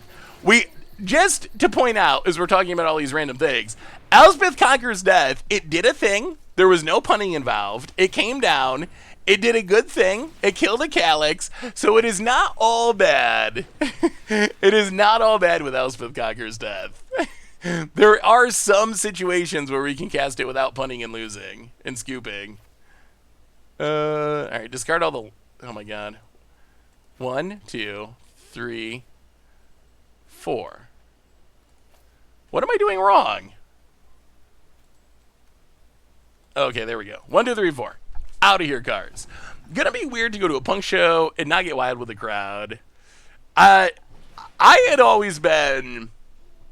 This was weird to me, just going to more adult shows, I guess. I had always been, the person in the mosh pit or down the dance floor in the front row. Like, that is always where I'd been to concerts. And then I noticed recently, well, semi-recently, in the last few years, I, like, went to, it was a little while ago now, a couple of years ago, I went to a Modest Mouse show with my sister. Well, like, now that I'm more of an adult, so I went to a Modest Mouse show, and it was like in the seats, and everyone's got their own individual space, and it felt weird. Like, it was really weird because I'd never experienced concerts that way. Like, it had always been the exact opposite, where I wanted to be in the front row or up in the mosh pit or down on the floor, and then going and like having a ticket and sitting in a seat. I don't know if I'm actually. I don't know. It was weird. I don't know if I'm comfortable with it. It made me feel old. I was like, wow, this is not where I'm supposed to be. I'm not supposed to be sitting in my chair in a seat. I'm supposed to be like down there on the floor where everyone's like sweaty and dancing and yelling, and that's what a concert is. Ooh, a butt stack with Teo. That sounds sweet. I went to a Spootifer show like that. Oh, Pulsifer. I imagine it would be even weirder if it was like a metal band or something. Like, I couldn't imagine going to like a heavy metal show and just like having a seat and sitting, up in the balcony and watching it and like putting your lighter up or whatever. Be very, very, very strange for me. I mean, no, there was nothing wrong with that. It's not a bad thing or anything. It just felt weird. How much better would Ballista Heliod combo be in current Historic decks? Anyway, Indomitable Creativity, Trickery, Vesper combo is pretty good even now. I think the problem that I would see, how many cards we got in our deck? 21, that's not that many. The problem that I would see is that they're both good cards on their own.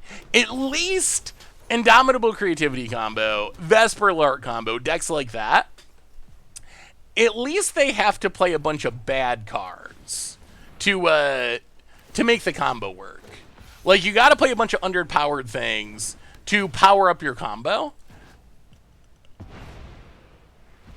So I think that because both Heliod and Ballista are just strong standalone cards, I think that would make the deck more powerful than some of those other combo decks where you have to play some subpar cards just to support the combo.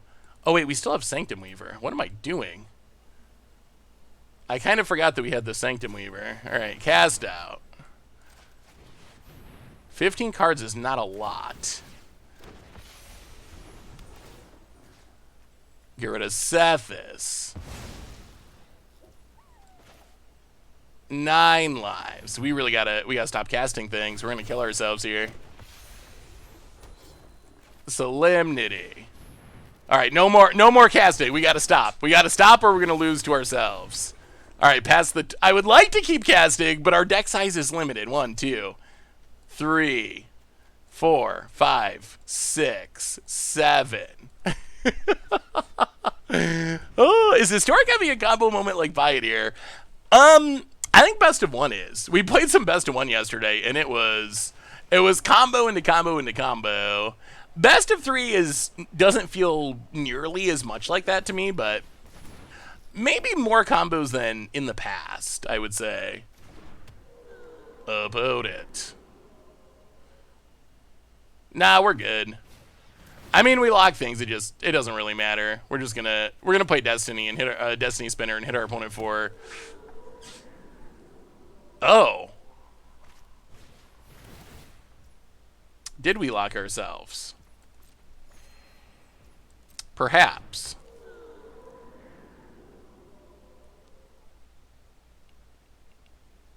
I was Huh. Interesting. Yes, we might have actually locked ourselves. That's what we get. That's what we get for just casting things while talking about music and not fully paying attention. Cast out doesn't even... Okay, cast out will work because they tapped out. If they left up these else's, then cast out wouldn't work. Okay, I think we're good then. We should have... Oh no, we don't have a cast out left! Oh my god! Oh no! I think we're gonna lose. To our own misplay. Okay. I think we killed ourselves. I don't think we have a way to get rid of it. Huh. Very awkward. Okay. Let's do a bit of tutoring.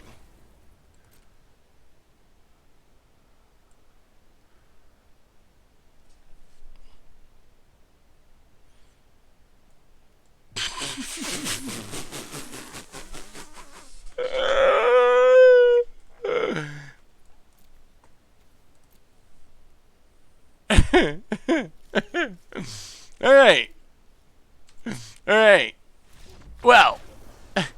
So that goes down as a loss technically.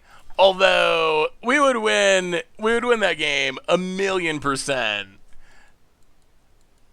Although we'd win that game 1,000,000% if we were paying more attention. So our opponent played a 9 lives. Now the problem is, so 9 life Solemnity locks damage out of the game. Our opponent didn't have Solemnity, but they did have the 9 lives. The problem is we played Solemnity. So our Solemnity was making it so their 9 lives wouldn't get any counters. We were just casting our enchantments to draw cards and get a bunch of enchantments on the battlefield. And we didn't have anything left that could get rid of our own Solemnity. So we essentially could have tied. Well, we only had 8 cards in our deck, and our opponent had many more than 8 cards in their deck. So we were definitely going to mill out first. Mark Twain, welcome to the Fishbowl. Thank you so much for your subscription. Big soup here for you. Thank you, thank you, thank you. So yeah, that is technically a loss. It is technically a loss, although it is 100% a loss that's not on the deck. It's a loss that is on me not paying enough attention about it. This Dragon Rage Channeler deck seems kind of popular. Opponent gets in, hits us. A quick reminder as we go into our next game that our sponsor is Card Kingdom. And if you need some magical cards, you can get them from heading over to cardkingdom.com.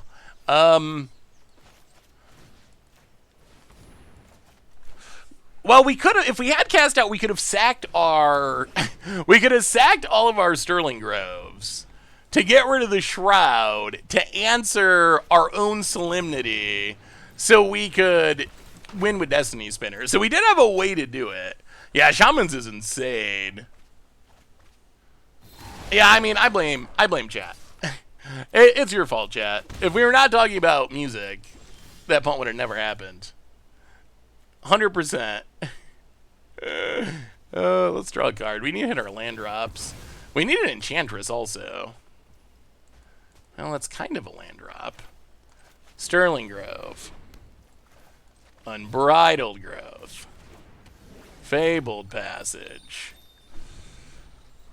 Actually, we might be best off just trying to tutor up the combo.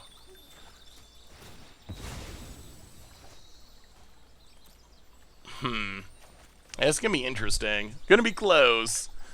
Blame it on the music. Got some beard products this week from a local company. Do you use anything, Seth? I use beard oil on occasion. Like a little bit. Not religiously. I probably should use it more. I do like it. I just don't focus on it enough, so occasionally I don't actually use it. You know, land. Opponent hits us, passes.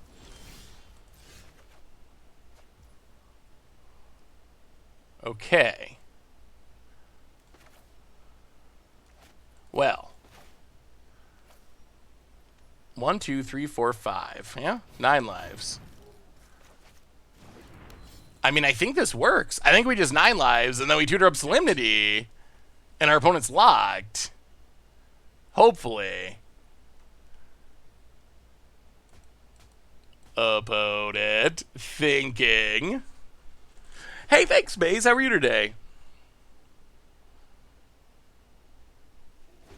Oh, is cast out opponent? Oh, yeah, you're right. It is worded that way. So cast out wouldn't have saved us anyway.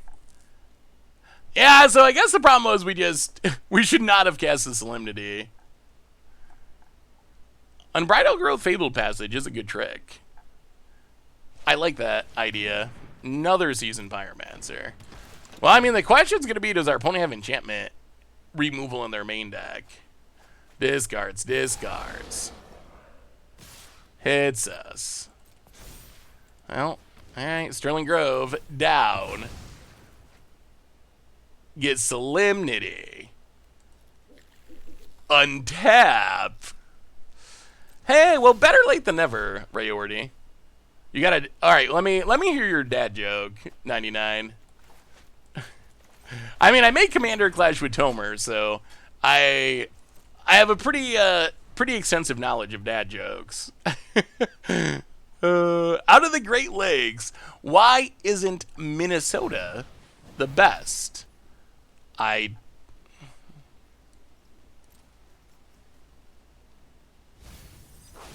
we're getting bone crushed. Why isn't Minnesota the best? Wow.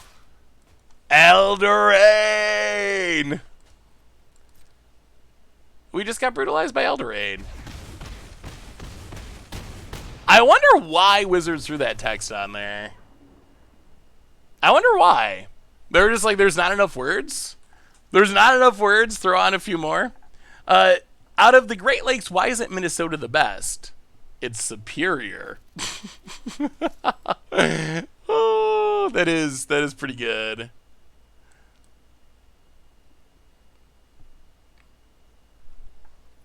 Well, you say like this snowballing of Wizards' mistakes.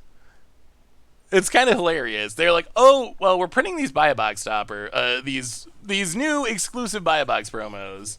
They print Nexus of Fate. It breaks everything. And then they got to print Eldraine to answer Nexus. And now we're losing with Enchantress because they printed Bone Crusher Giant. Yeah, that is one of the things that gets around it. One of the only things, honestly. I mean, there's other things you can still lose to Drain or to Mill or whatever, but why didn't 9 lives keep you alive? Eldraine. Bone Crusher Giant, amidst all the text, there's so much text on this card, but a little bit at the bottom here that almost never, well, I guess it's at the top, that never usually matters. Damage can't be prevented this turn. Deals 2 damage to anything. That invalidates the protection of 9 lives, essentially. So 9 lives doesn't prevent the damage, since the damage can't be prevented, and then our opponent attacks and kills us, so... I mean, we're playing Historic today, so it's not going to kick out of Historic. Let's bring in Leyline.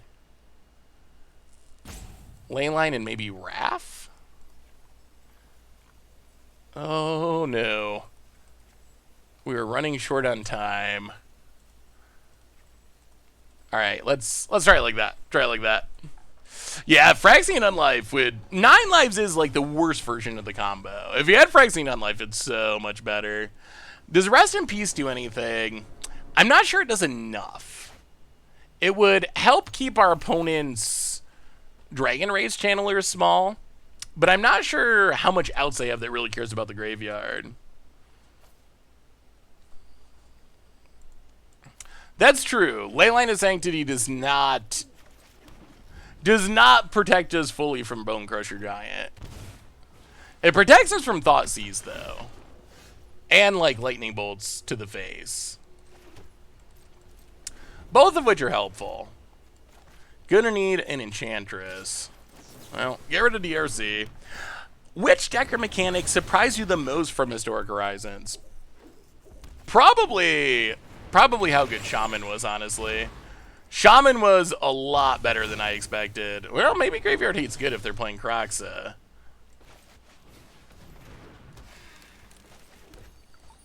Well, play the land pass the turn. Get down the Sanctum Weaver, hope it lives. Alright, a little bit more Eldraine. Oh, bowed it. Passing. Oh, and they're going to be able to get back Kroxa. Well, Destiny Spinner. Tap land. Pass the... Maybe they're not even playing Thoughtseizes. Could they not be playing Thoughtseize? Bone Crusher. Oh, they're playing Junt. Alright, more lands. Pass the turn.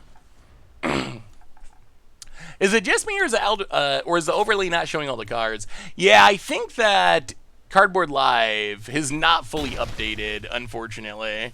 So the overlay is not really working. Oh no. Oh no. Oh no. Oh no. Oh no.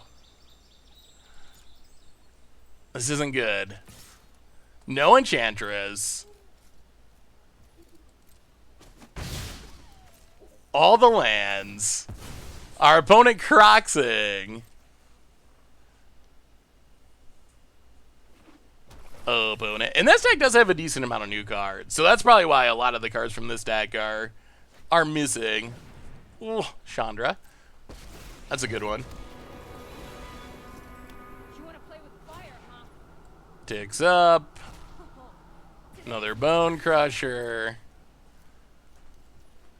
Well, alright. Cast out.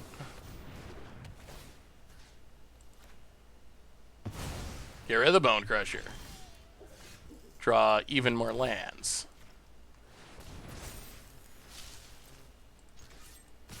Kill Chandra. So many lands in a row. Pass the turn. Opponent. Oh my goodness, another one. Alright, this is getting a little crazy. Turn on the land, go to combat. Have we drawn a land every turn of this game? I feel like we have. Pass the turn. Opponent. Land. We draw another ley line. Well, turn on a land. Go attacking. I mean, maybe this is going to get their opponents down to 4. Hold. Hold, Destiny Spinner. Don't top deck a removal spell. Inquisitions themselves. And scoops it up. That, okay, opponent also drew all the lands. Huh. I wonder... That was a lot of lands for both of us. That was very strange.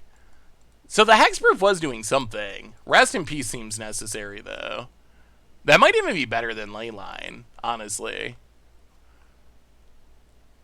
Baffling and Rest in Peace. Yeah, I mean... Alright, no Leylines. Run it like that. Yeah, I'm surprised that worked. We flooded better than our opponent because of Destiny Spinner. Destiny Spinner is actually really good. That's a card that surprised me when we played Budget Enchantress in Modern. Ooh. This has a lot of our good cards. There's the Thoughtseize. Now I wish we had the Leyline. Any more Throes of Trickery planned? I don't know. Is that actually a deck that y'all want to see more of? It gets a little bit repetitive. That's kind of the downside. It is just kind of the same thing over and over and over again. Well, Destiny Spinner. About it. Gonna need our lands. Removal. Yeah, I think it's fun once in a while, but... Season Pyromancer. Davriel. Oh, jeez. Well, alright. Oh, not good. Not good. Live, Sethis, live. Untap land. Davriel. Alright, definitely not living. Kills Sethis. Hits us. Oh, well, there's the land finally. Enchantress's presence. A bit late to the party. Opponent. Inquisition. Yeah, see, Leyline actually probably was good. I feel like Opus is bad in that deck. I actually do. After hitting Opus, it is just not game-winning. I don't know why. We're playing Davriel for against odds, actually, tomorrow. So, Davriel action impending. Oh, dear. Another Pyromancer. Opponent plays a land. Hits us for 1 billion. Takes up Davriel. Don't bother me. Well, Destiny Spinner. Please draw land? Okay.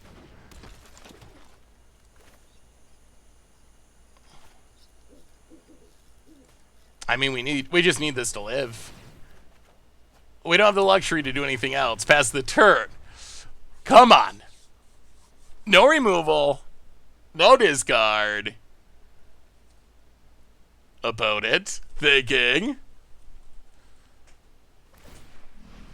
We hit it like 100% of the time. We just kept hitting it over and over and over again. And it soured me on the very idea of it in the deck. Because it just was so far from it. Was like, oh, we deal 2 damage. Hooray. Like, that was sweet.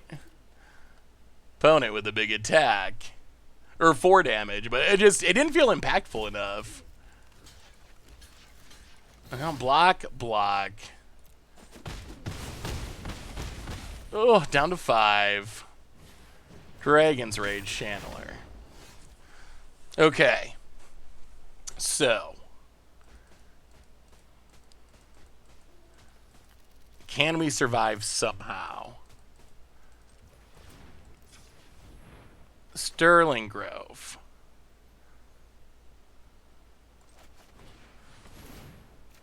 Draw a card. Oh! We drew the 9 lives. Okay, that helps.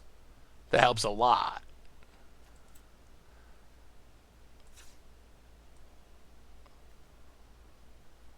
Sterling Grove.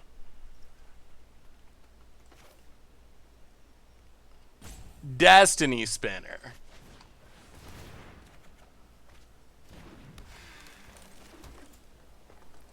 Nine lives.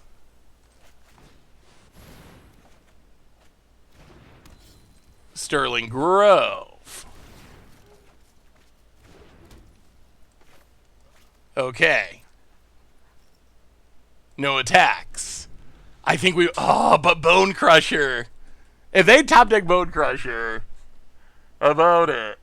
We're on that Bone Crusher clock where they could draw at any time. Favorite 90s TV show? Ooh. I didn't watch a lot of TV in the 90s. That was... but they can always Bone Crusher themselves. So even...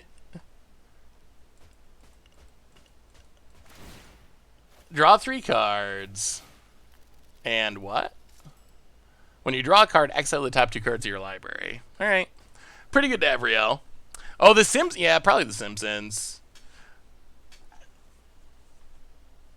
Horsing around. Oh, it was back in the 90s. A very famous TV show.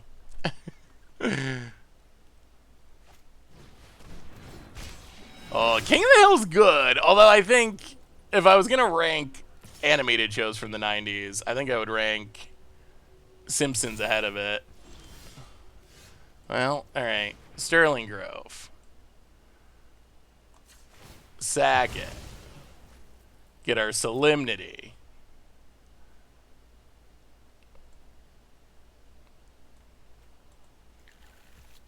Draw it.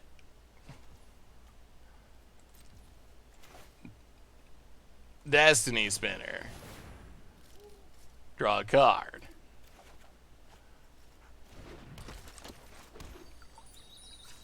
Fabled Passage. Crack it.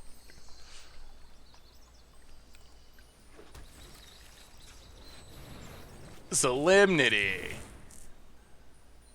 Draw. Wrath of God. Well, beatdown time.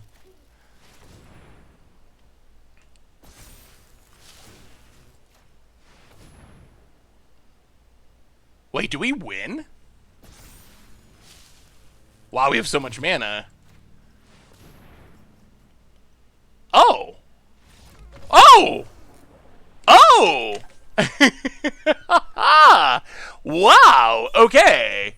We kind of poured out some damage there. How do I filter for Modern Horizons cards out of Arena?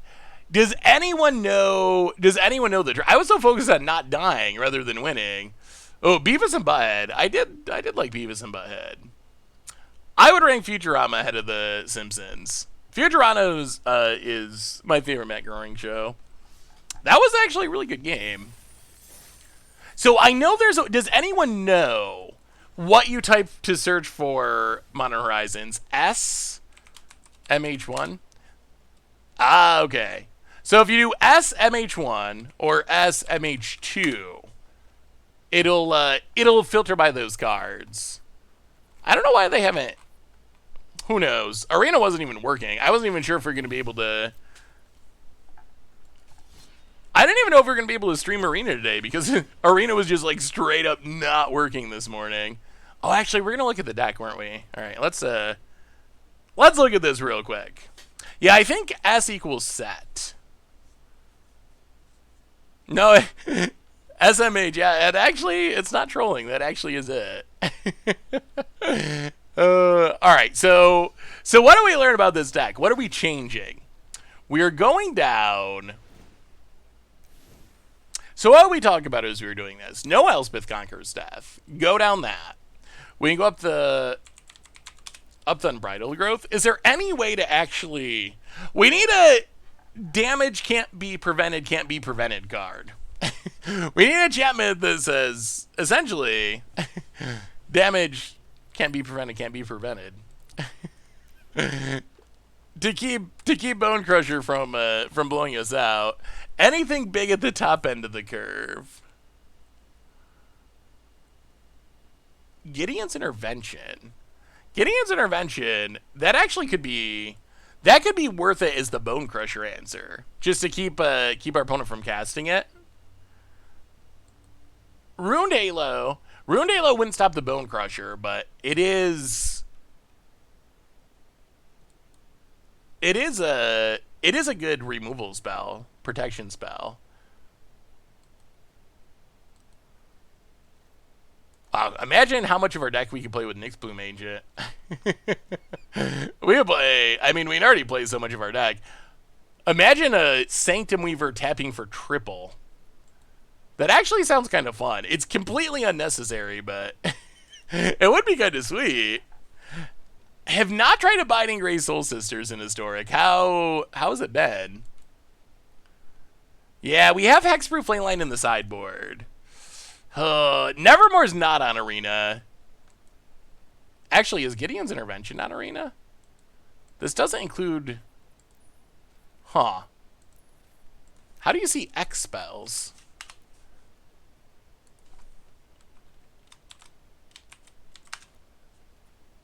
Oh, apparently M will search by mana value. All right, M-X. We need Kamal's Heretic Vow. It only gets legends. Exponential Growth would be kind of funny. Not good, but kind of funny.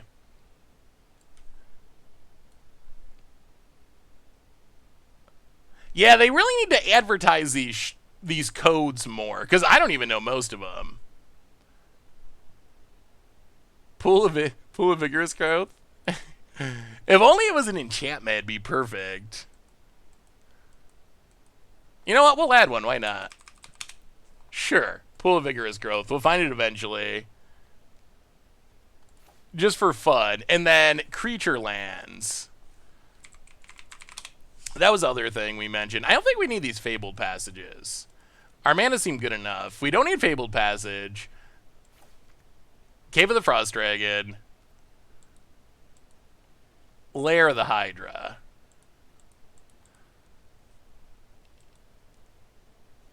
Crawling Barrens. And maybe that's it. Sphinx's Revelation. I think we already draw enough cards. Is Gideon's Intervention on here?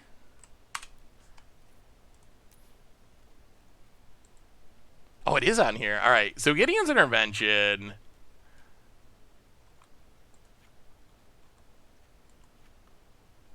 We haven't played against anything that's required Deafening Silence. I feel like Bone Crusher is a bigger concern. All right, Gideon's Intervention. Let's try it like that. Let's see how this updated build works. Approach is one of those cards that kind of got a little killed for me in Standard. Ooh, so are you picking up a Pioneer Challenger deck, anyone? I was actually looking over the Pioneer Challenger decks. I feel like they're pretty... Oh, Reliquary Tower. That's right. We wanted to add a Reliquary Tower. Ugh, no, I didn't. All right, after this game, we'll add Reliquary Tower. No Enchantress, but all the mana in the world. And I guess Sterling Grove can find one, so... yeah, land, go. About it. I feel like Pioneer might make a comeback. I feel like it might actually make a comeback. Getting the Challenger decks is huge. The format's in a pretty good spot. I think maybe we might be talking about Pioneer again. Which would be nice, because Pioneer's a sweet format. I would really love Pioneer to be successful. Sanctum Weaver. Go. About it. You accidentally started a morality war on Twitter. Yeah, that actually caught me by surprise. Oh, more Bone Crushers. I thought it when I posted about the Settle the Wreckage thing, I thought it would be just like a casual little like conversation, but wow, people took that very seriously. Which I guess, I mean, I did post it because I thought it would be something interesting to have a conversation about, so I guess that's a good thing, but it did catch me by surprise just how far it went. All right. Pass the turn. Yeah, we had the Sterling Grove, so our Sanctum Weaver is currently shrouded. Oh no, it was a question about. So I was recording some stuff on Arena earlier, playing a deck that I'm not going to talk too much about because it'll probably be coming up for a video in the future. But I was doing some recording on Arena, and the deck happened to have Settle the Wreckage in the sideboard. And it got to the end of a game. Hey, what's up, Hacky? So it got to the end of a game that we were pretty certainly going to lose. Our opponent had a big board of creatures. The only card we had in hand would Settle the Wreckage. And in the video, I said, let's see if this will work. And I did good game and passed the turn. And the opponent attacked with everything. And I said, well, is this grift or genius? Like, let me know what you think about this play. And I just posted that clip on Twitter to get feedback on it and see what people thought, because I was curious. Like, is that angle shooting? Is it good or bad? And it actually just became this like huge thing when I was thinking it would be like a kind of just random casual conversation, but it ended up being a massive conversation to the point where if I had realized, especially since I was about to go stream like shortly after that, if I had realized it was going to be this huge thing, I probably wouldn't have even posted it, honestly. I probably would have just let it go. But yeah, it became this massive conversation, which was interesting. And the funny thing is, that's not even... It was kind of a play I made for content, was kind of the funniest part. Because I thought we were losing anyway, and I thought it would be interesting to pose the question. So it wasn't like some play that I normally make. So that made the whole thing even funnier. Because it's not like I was trying to really defend that play in any way. I thought it would be an interesting thing to have a conversation about and see what people thought about it. But it ended up being a lot bigger than that, apparently. I mean, because my personal feeling is that it's obviously not illegal. It's definitely not illegal. Like, you're not breaking any rules or anything. But my personal feeling is it's a little bit, like, scummy. If someone did it to me, I don't think I'd be upset by it. I think I've had people do it for me. I think I mentioned this at the beginning of the stream. Because I've had people do it to me before, if someone good games me in a position where I'm obviously about to win, it makes me very nervous that they could have something. So it actually does the opposite of what it's intended to do, which is make it more likely that your opponent attack with other creatures. It actually does the opposite, where it makes me like hyper vigilant about it. Legal but not good sportsmanship. I think that would be a good descriptor of it. I think that's more or less how I feel about it. But yeah, so that was interesting. Jeez, really good at drawing lands and dying, apparently.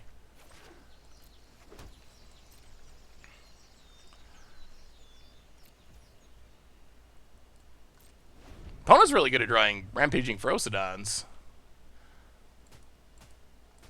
Opponent. Like, we can't just keep taking this damage or we're gonna lose. Attacks, attacks. We will block.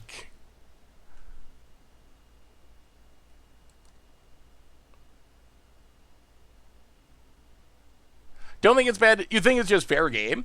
I can see that side of the argument too, that because I think there's actually one comparison you can make is it's similar to some paper shenanigans, like Chapin's pen trick, for example, would be one of them, or other similar bluffs in paper. So I think that that's an argument that is... I don't think that's an unreasonable argument to compare to those situations. At the same time, good game on Arena is like kind of a bigger deal than you would think. Like the early good game, the early good game drives me crazy. So the good game emote has almost been weaponized. So I can also see why it feels differently. So it's definitely interesting. I mean, it ended up being an interesting conversation. I just didn't realize it would be such a big conversation. How do we not die here? That is the real question.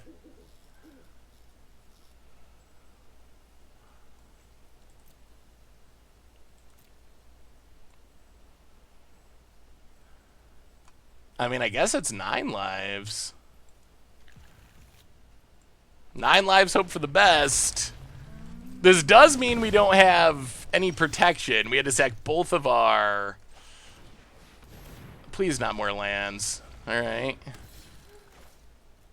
Sanctum Weaver.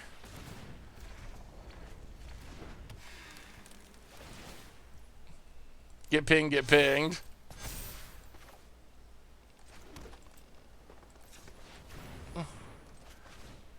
Sterling Grove. Oh, we are really good at drawing lands this game. The pen trick is reaching for your pen to write your opponent, making to think about attacking. When your opponent's thinking about attacking. Yeah, so the pen trick, the actual scenario, from what I remember, is... I believe it was Patrick Chapin. The most... I think many people have probably done it, but the most famous example, I believe, was Chapin. And it was... Someone was being attacked. They were being attacked. Chapin was being attacked. And he reached over to his... Wow, good thing our opponent does not understand how this works. Reached over to...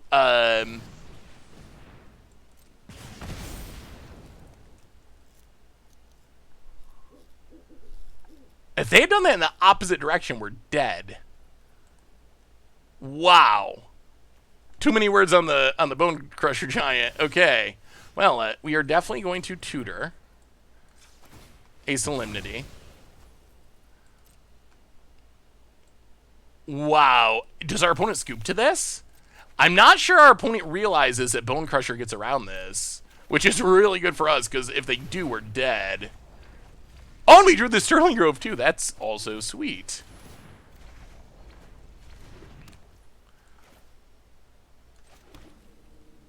All right. your go. Hit you for one.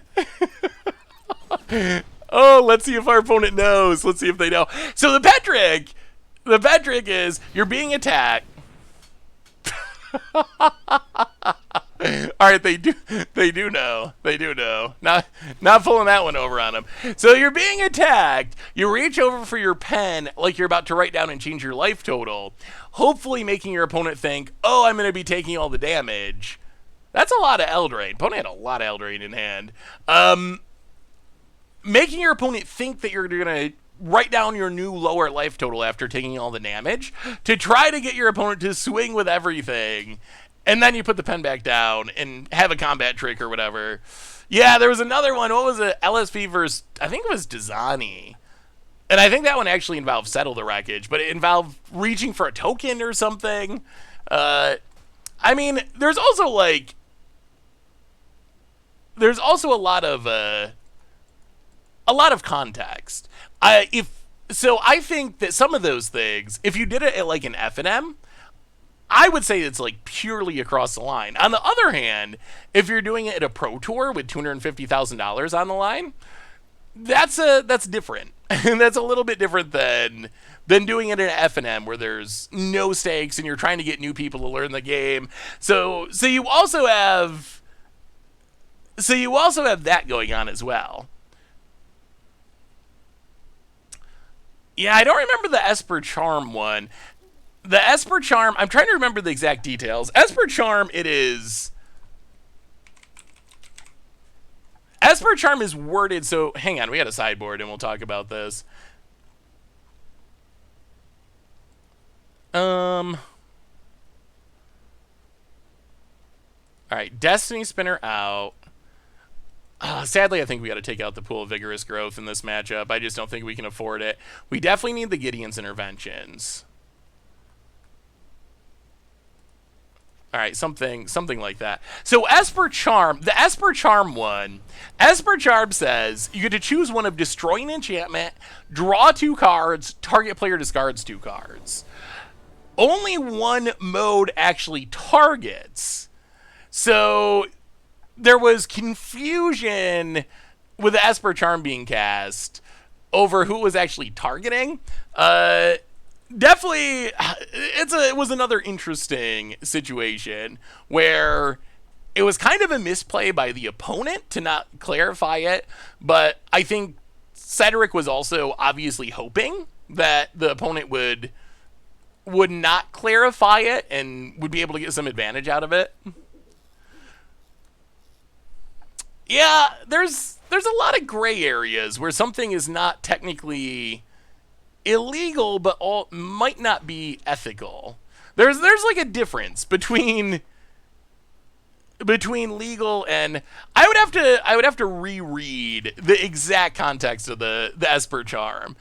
I think it was like, yeah, I can't remember the exact wording. There's actually, if you want to read it, I believe Cedric himself actually wrote an entire article about it back when it happened. So if you want to read about the entire situation, I'm sure you can find the article.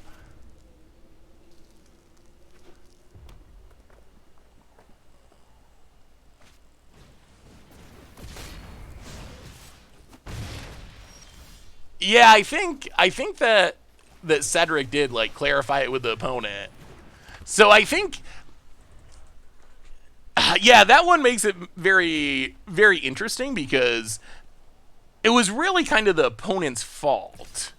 Like, the opponent could have played the card properly, and Cedric did give him the opportunity to, but it was still, I believe it was a pretty big deal at the time. This was a long time ago, so it was when Alara was new, so we're talking a decade ago or something, but I remember the targeting issue. Oh, Borborgamos Borborgos to Rage. That actually led to a rules change. I think that is actually one of the worst. Like, to me, that is super far across the line. Because like, it's intuitive that the rule would be, if you're saying Borborgamos, you're meaning the Borborgamos that could possibly be played. There's no way you're naming some Borborgamos that no one has ever played in the history of Magic. Like, there's no way that that's what the person was intending. So yeah, that one was, I think, particularly egregious. Even though, technically, by the rules, it was correct. Like, by the rules, you had to name... Especially in a scenario like that, when there's multiple cards. So we gotta name Stomp, I think. Especially in a scenario like that, you actually have to, name the correct card. Thankfully, they've changed it now. Was the setup planned yesterday's stream? No, I was recording some matches this morning.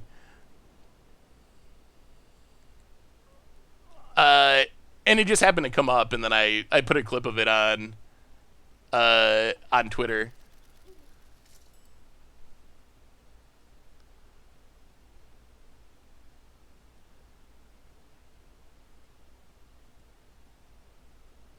Have you seen the new Bo Burnham special? I have not. See, the Todd Anderson play, I think that play is 100% legit. Like, there's no... I don't even think there's any gray area there. Like, Todd just confident... I thought that was a great play.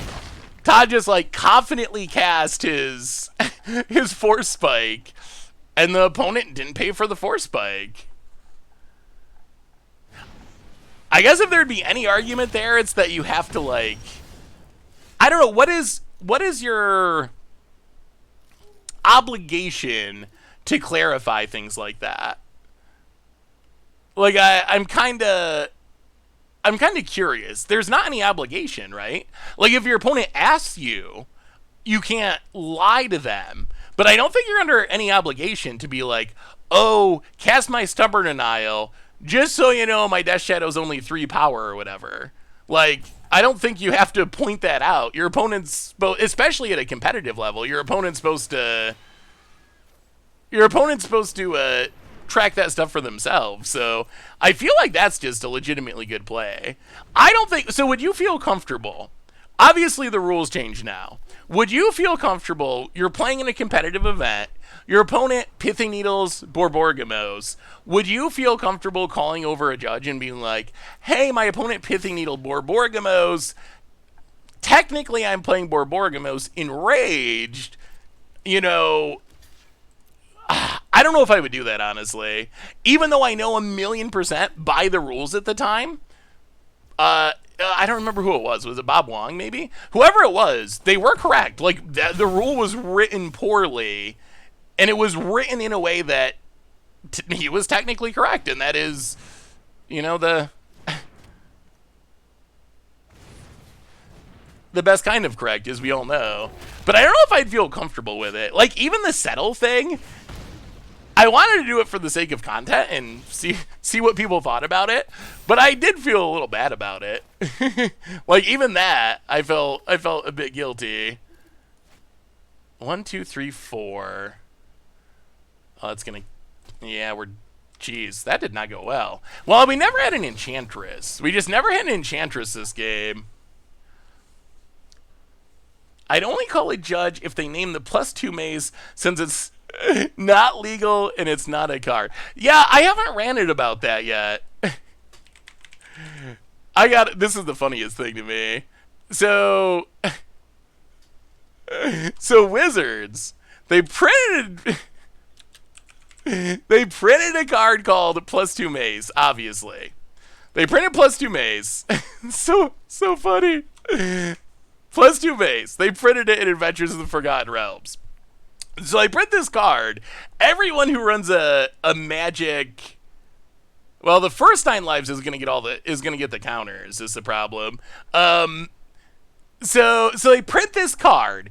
Everyone who runs a Magic website immediately recoils in horror because I'm in non-attack. Welcome to the Fishbowl. Thank you so much for your subscription. Big super for you. Thank you. Recoils in horror because +2 is not an easy thing to actually program into a website. Wizards, they just said, forget about it. They have not actually bothered to add it to Gatherer, which means technically the ruling on cards like Pithing Needle is it has to be a card that's in the Gatherer to name it. So, in the most technical reading of the Magic rulebook, technically I don't believe you're allowed to name +2 Mace with Pithing Needle or Sorcerous Spyglass because it technically does not officially exist as a Magic card because it's not up on the Gatherer. And I think that judges can like overrule that and use their best judgment, but that is like the technical rule. Erroneous. Welcome to the Fishbowl, and I am Omelette. Welcome you as well. Big super cheer for you. Thank you. So I guess that was a pun. I didn't realize that you could choose which. I didn't choose it. Realize that with 2 9 lives, you could choose which one got the counters. Layers, replacement effects. That's over my head. That's too much for me. So yeah, I guess that technically was a punt. I mean, I think we're... Yeah, that's the other thing about it, is Magic made, what, $1 billion last year almost. And they haven't been able to add +2 Mace, but like, Scryfall did it, like, immediately. Like, they had it up immediately. We had it up during spoiler, like, the day it was spoiled. You know, we got it up on the site. So a lot of sites that have, like, a person or a handful of persons working at them managed to get +2 Mace up, but Hasbro has not managed to get +2 Mace up. I went 7 wins with a mono blue deck in AFR draft this week. Ooh, that's sweet. Maybe that's what we should do. If they bring back paper tournaments, we just have to keep judge calling for Oracle text on +2 Mace until Wizards adds it.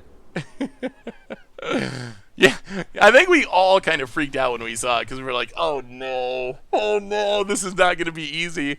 It's already gotten a lot harder to do like Goldfish or I'm sure Scryfall, just because of all the card versions. They have all the card versions. Like the newest one, I don't know what we're going to do with this one. The newest one is those store store championship promos that are going to have the names of specific stores. Like, in theory, I could imagine a world where one that you get from Channeled Fireball is worth more than the one that you got from Cool Stuff Inc. Like, whatever. Like, I could see the name being printed on those cards having financial relevance, but there's no way we can list hundreds of different versions of cards with the name of every store that runs a store championship and has the name printed on it. I mean, I actually think having your store name printed on is really cool. So I like the idea. It's just not very good for people trying to run sets about Magic cards.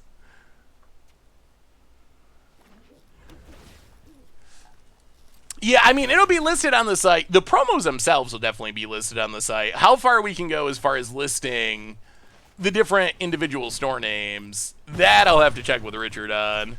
What are we getting? Sarah Emissary. What are we naming? Creature. Huh. Somewhat odd choice, but okay. Wow, immediately punished. Yeah, well, in that case...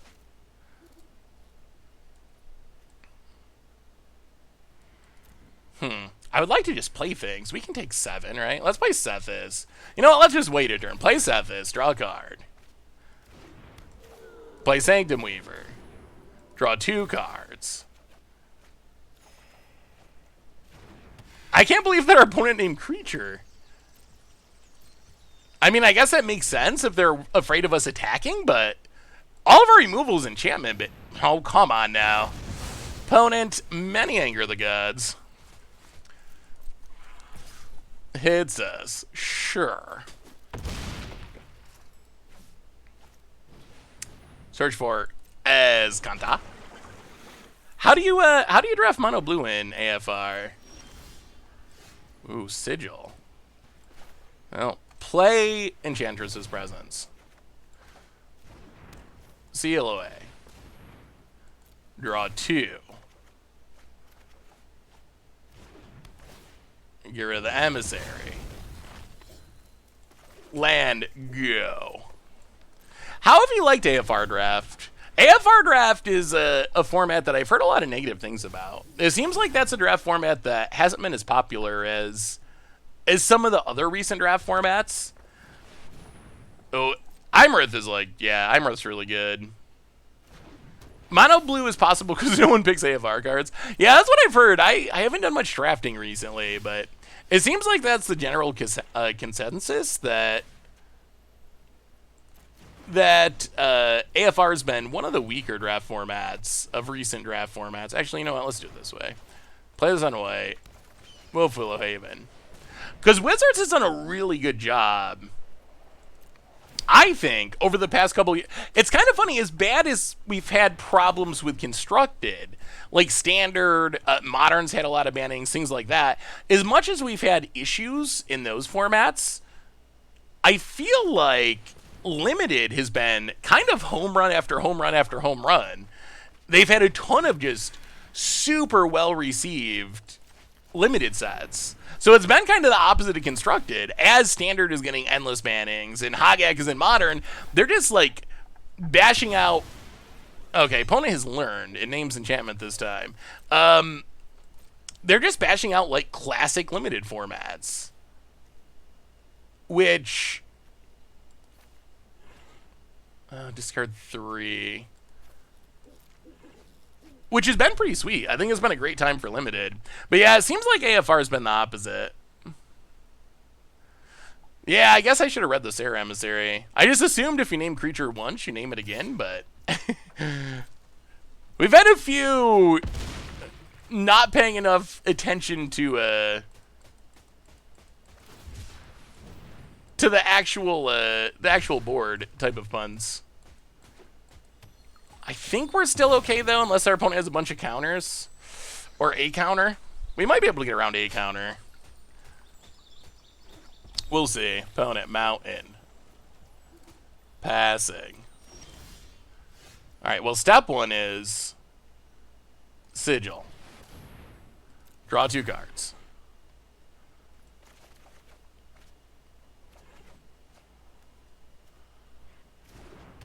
Alright, opponent does not appear to have a counter.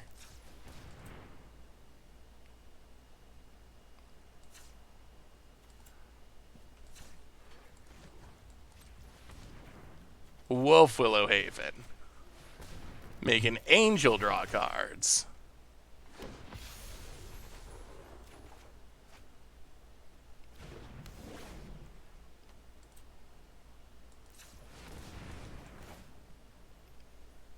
Destiny Spinner.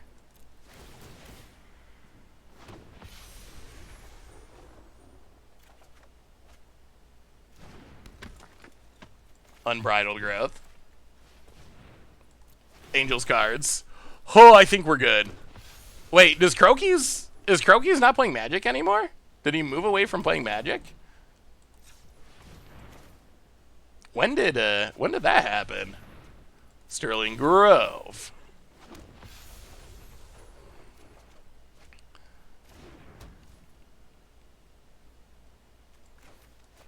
Still don't have a 9 lives, do we? Huh. Unbridled Growth. Draw some cards. Is chess like popular on Twitch at the moment? Is chess having a moment? Oh, he has a tournament coming up? I see. That makes sense. Alright, we're just gonna run out everything.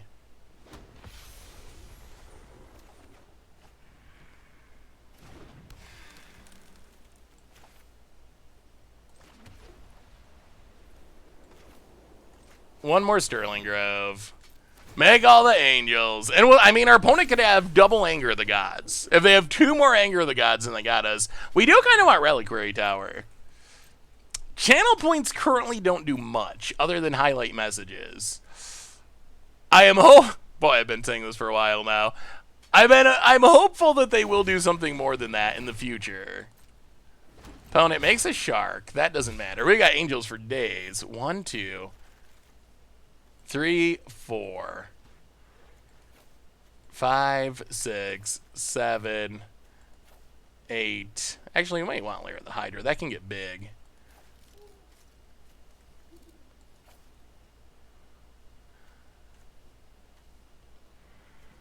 All right. Discard 9. We did not add Reliquary Tower. That was the one card we forgot. Well, we only updated once, and we forgot, and then we've been in the game. Yeah, we have an Overwhelming Splendor in our sideboard, which we'll bring in, but we don't have it in the main deck. Opponent, looking at our Angels. I mean, I guess the other way they can win is if they can get down another Serra Emissary, and they can have one on creatures and on enchantments, that would also let them swing in past our creatures. Because we couldn't find a 9 lives. Prismari Command. Looting away. Come on. Hold, hold, hold.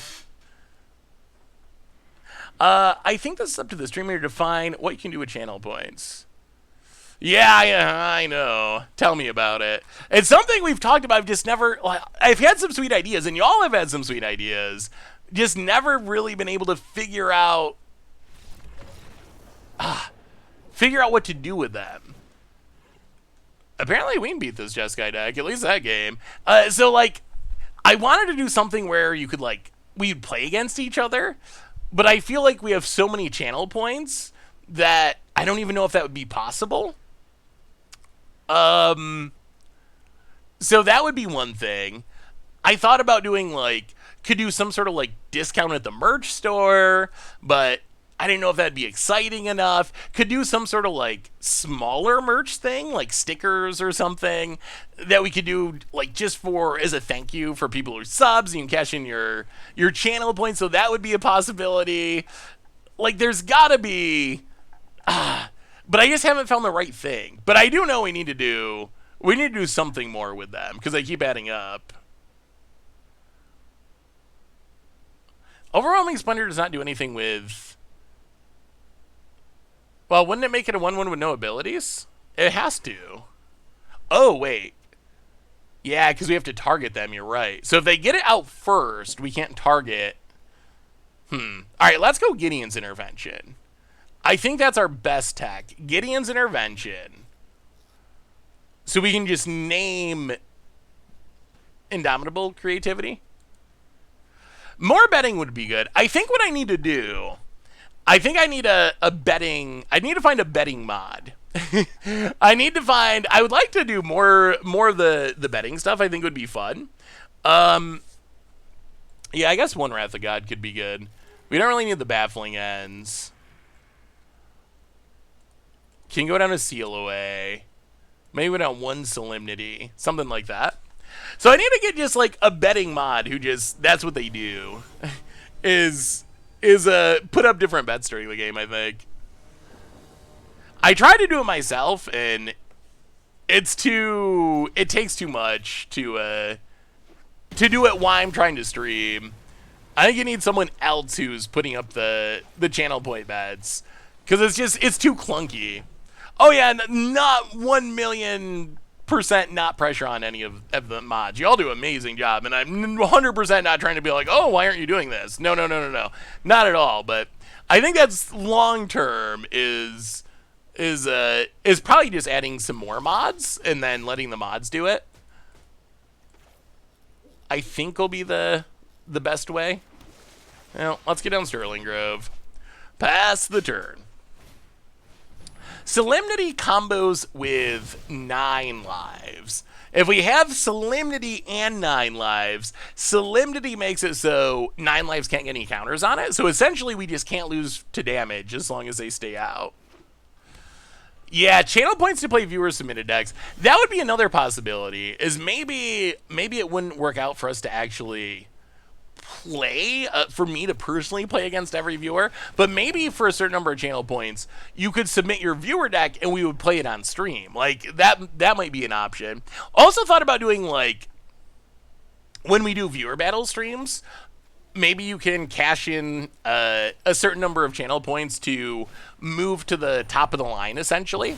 I want the option open for everyone to play when we do viewer battle stream, so I don't want it to be like paywalled. But maybe you can move to the top of the list or whatever with some amount of channel points could be a possibility. Longtime fan, recently finished my Jazzy Historic Brawl deck, and the last night had the ridiculous couple of games where with it finish casting Finale of Devastation for 30 with over 20 creatures on the board. That is absolutely absurd.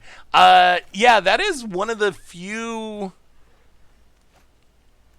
Brawl decks that I've actually played. I played some Jazzy Brawl as a video on the YouTube, and the deck is actually really good. And it's really fun to play. Yeah, so there's some possibilities.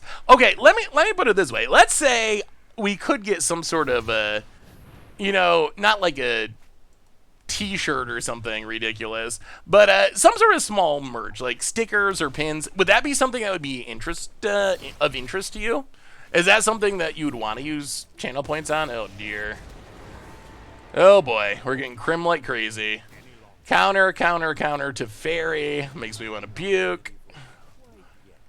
About it. Goes attacking. 9 lives. Not very good.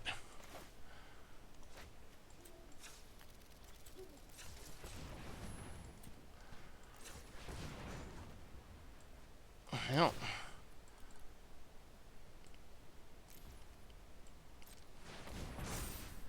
Go Lair the Hydra, I guess. About it. Blocks. Stickers? Stickers would be sweet. Finally killed someone with Form of the Dinosaur. I don't think I've ever killed anyone with Form of the Dinosaur. Alright, so stickers, it seems like people like the stickers idea. So maybe we'll try to get some stickers to redeem channel points for. Dan Olivria, welcome to the Fishbowl. Thank you so much for your subscription. Big soup for you. Thank you, opponent. Well, at least I gotta be about out of counters, because just not that many counters exist in their deck, and they've already cast 1 billion of them. Alright, Sanctum Weaver.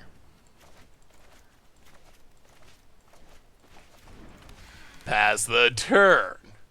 What horrible thing will our opponent do to us next?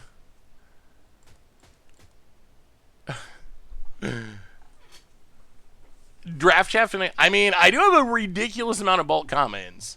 That would actually be something super easy. If you wanted to redeem channel points for me sending you a signed random like common or uncommon or maybe even a bulk rare, that would be something that I could very easily do.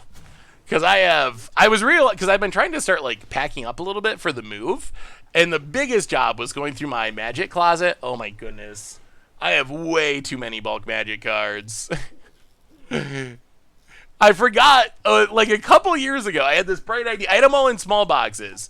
Actually like flat rate boxes. So I had them all in flat rate boxes, and I had this brilliant idea that, I'm going to put them all in a big box, and that'll be better. I'm going to put them all in a big box, and then that'll take care of all my problems. And then the big box was so heavy that I couldn't actually move it. So then I had to unpack them all from the big box and put them back in smaller boxes. But I have so many bulk Magic cards that I really don't want to move. I actually thought about doing a deal where I put them back into flat rate boxes, where it would just be like, if you want a bunch of Magic cards, literally just pay whatever it costs to ship a flat rate box. So I think it's like $15, and I will send you the box with like 5,000 cards in it. I can't promise they'll be good cards, but really, I don't even want money for them. Like, just pay the shipping so I don't have to move them, and I will hook you up.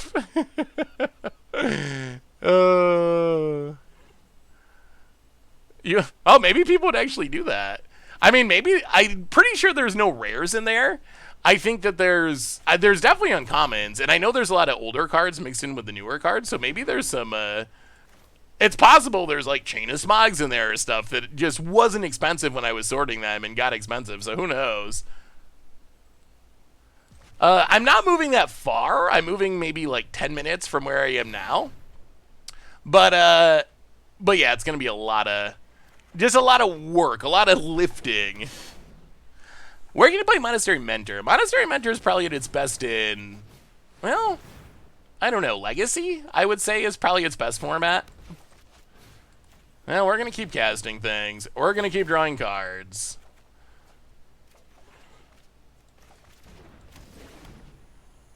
Yeah. I mean, that was not a horrible turn. I don't know if this allows us to beat a Sarah Emissary, but opponent taps. As he's playing Legacy, as he's a little bit of play in Modern. Opponent cashes into Fairy. Kills our Sanctum Weaver. Opponent not oh my god, plays another Teferi. Oh, Teferis. Alright, sure. We were really counting on that Sanctum Weaver. Opponent hits us for 7. We're probably going to have to try to play the 9 lives. Yeah, we have them both in our deck. It's better if we have protection for them, which isn't always easy. Well, make a bunch of mana.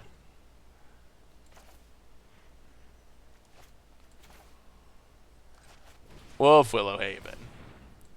Draw some cards.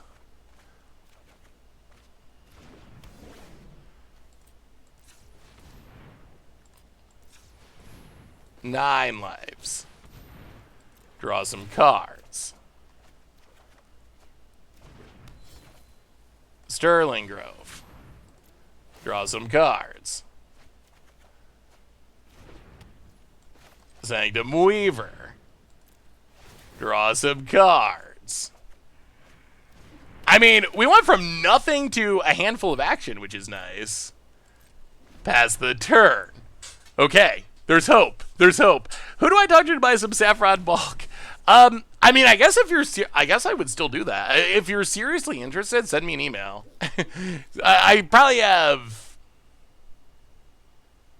I don't even know, 10 or 20 flat rate boxes that have 5,000 cards in each of them or something. Definitely no guarantee of like what's in their condition. Like I said, it's like just my closet full of cards. Okay, opponent again tucks Sterling Grove. Teferi's done some work. Kills our Sanctum Weaver again. And Narset. Okay. Obnoxious. Takes down ours. Our opponents played all these Brisbane cards, and I think we're getting there. Yeah, it's back from when I used to buy and sell collections, and a lot of the bulk would just sit around. So I've just had it and carried it with me, and I'm taking my good cards that I use and like my decks and stuff like that, my collection. But I have just so many bulk cards that I'd rather not move if I had a choice. Almighty, welcome to the Fishbowl. 1 year resub. Thank you so much. Welcome back. Big soup cheer for you. Thank you, thank you, thank you. All right, we need a big turn. Opponent passes. We will start with Cast Out.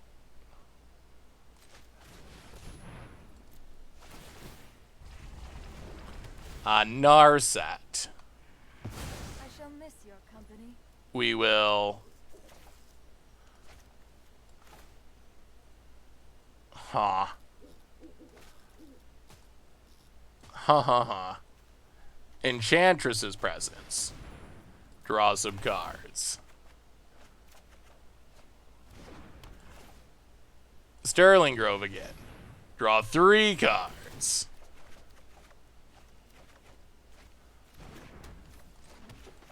Sethis. Draw 3 cards. If we win this, that would be kind of ridiculous. Our opponents had so much good stuff for so long, but we're hanging on. Discard, discard, discard. Your go. Teferi can't tuck this turn. We're protected by 9 lives. I mean, yeah, we still got half of our deck, so we're not too close to decking yet, but long term, that is a concern. I recently bought a large chunk of a friend's paper collection. I found a bunch of goodies in there, a couple of Cabal rituals, Ignite Memories, even Mind Sensors. I always love buying and selling collections. I just always had a blast with it. I like sorting cards. I like looking at cards. It's fun to just get a big box of random cards and dig through it and try to find the good stuff or the stuff that you like. So I always really enjoyed it. I just haven't had the time to do it since I've started doing so much content stuff. Sethron, Minotaur Enchantress, putting the names together. That is a pretty good idea. We haven't found any counter protection. Huh. So.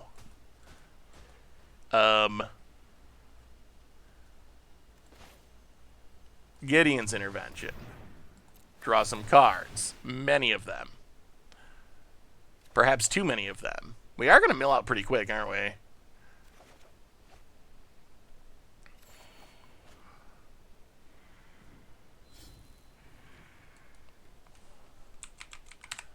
Yeah, we'll name the thing we know is in our opponent's hand. Prismari Command. Sanctum Weaver. Draw a million cards.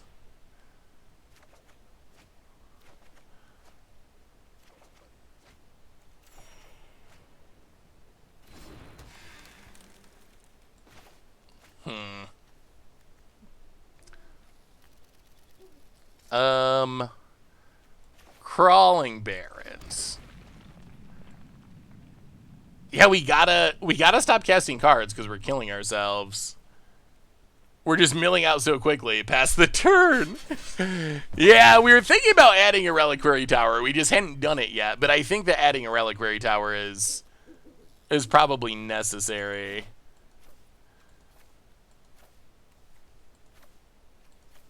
Alright, discard a bunch of cards.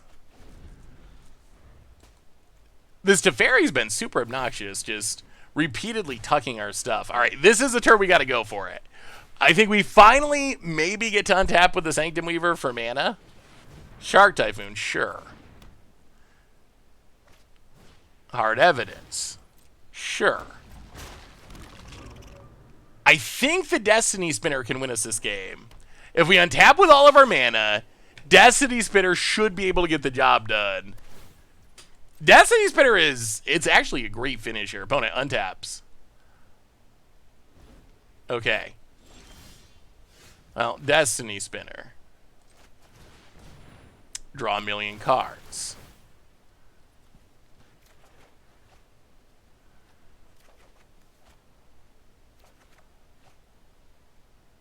Wouldn't mind hitting one more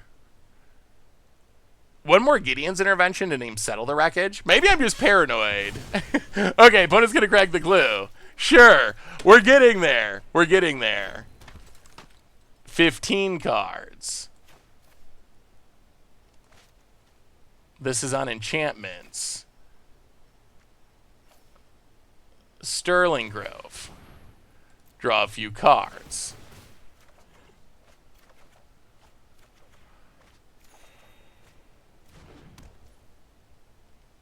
Well, 16 mana.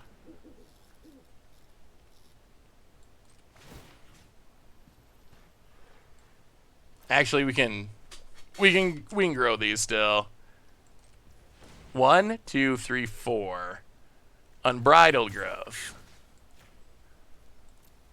Draw some cards. This is it. We can't cast spells anymore. Hey, what's up, Andrew? How's it going, Gunio? Thank you for the raid. Welcome.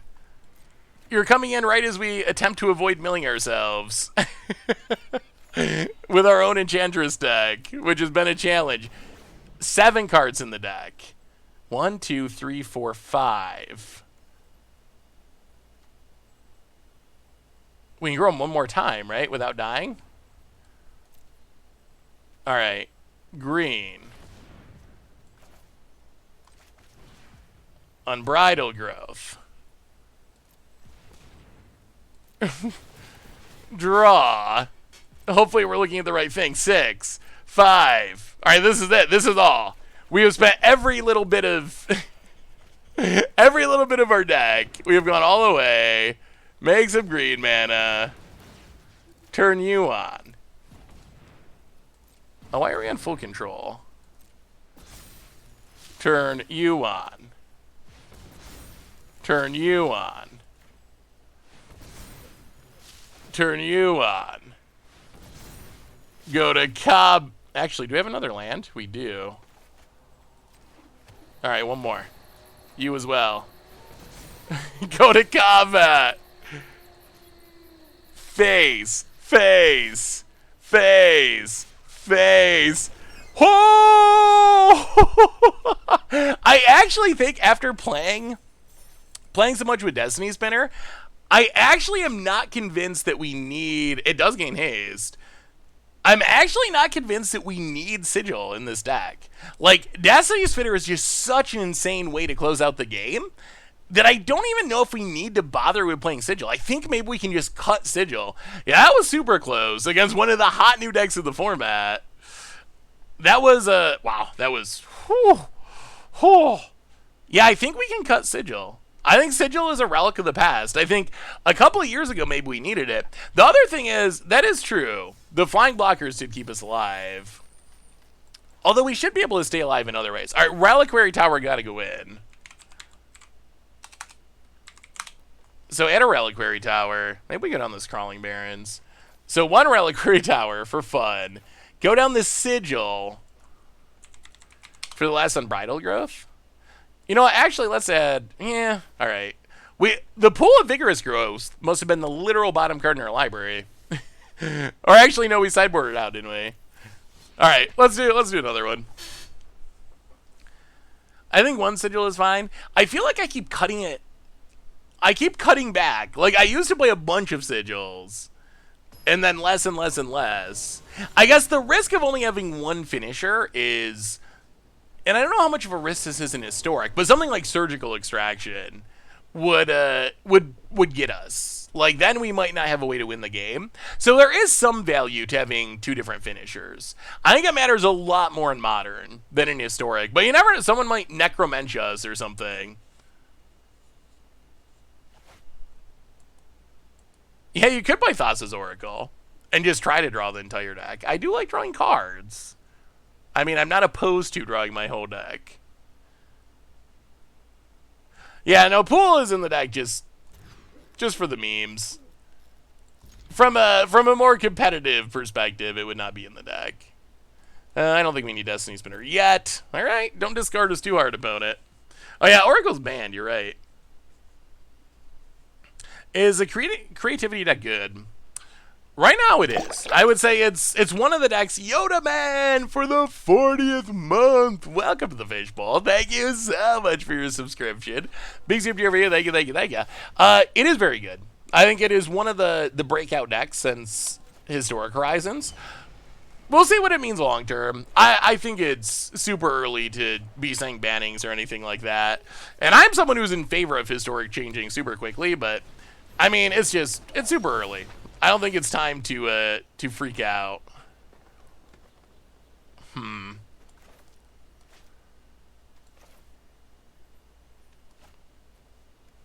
Well, yeah, I think we gotta play Sanctum Weaver. Play Sanctum Weaver. Next turn we can Cephas into Wolfwillow Haven. All right. What do you got, opponent? Do your worst. Jace isn't banned. That's true. You can do some version of it. Uh-oh. Opponent also would like to draw many cards. Removal spell would be spectacularly helpful.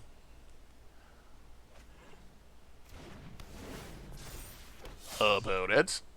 We could be dead like next turn with two Spirit Dancers. Hits us. Well, Cephas.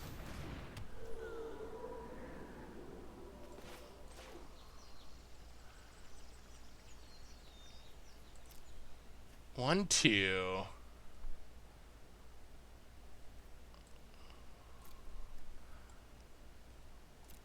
Untapped. Oh, this doesn't work, does it? Okay, yeah. Wolf Willowhaven. Draw a card. Gain a life. Sterling Grove. Well, alright. Let's see if we live. We found the Solemnity. Can we find the last piece of the puzzle? Containment Priest would stop it, yeah. Grafdigger's Cage can stop it from coming into play. I mean, we just beat it straight up. Like, they're only putting a Sarah's Emissary into play, and Sarah's Emissary is good, but it's not like Grizzlebrand, where it just immediately wins the game, or like Emrakul. You still need 2 or 3 turns to actually kill someone. I think we gotta find 9 lives this turn, or we're gonna be dead. We do have a bunch of redraws, which helps.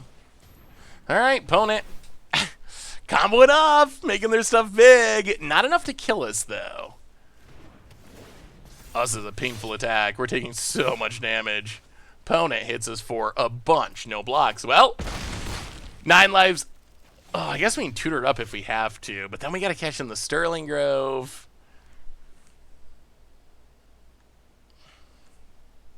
Maybe we don't have a choice.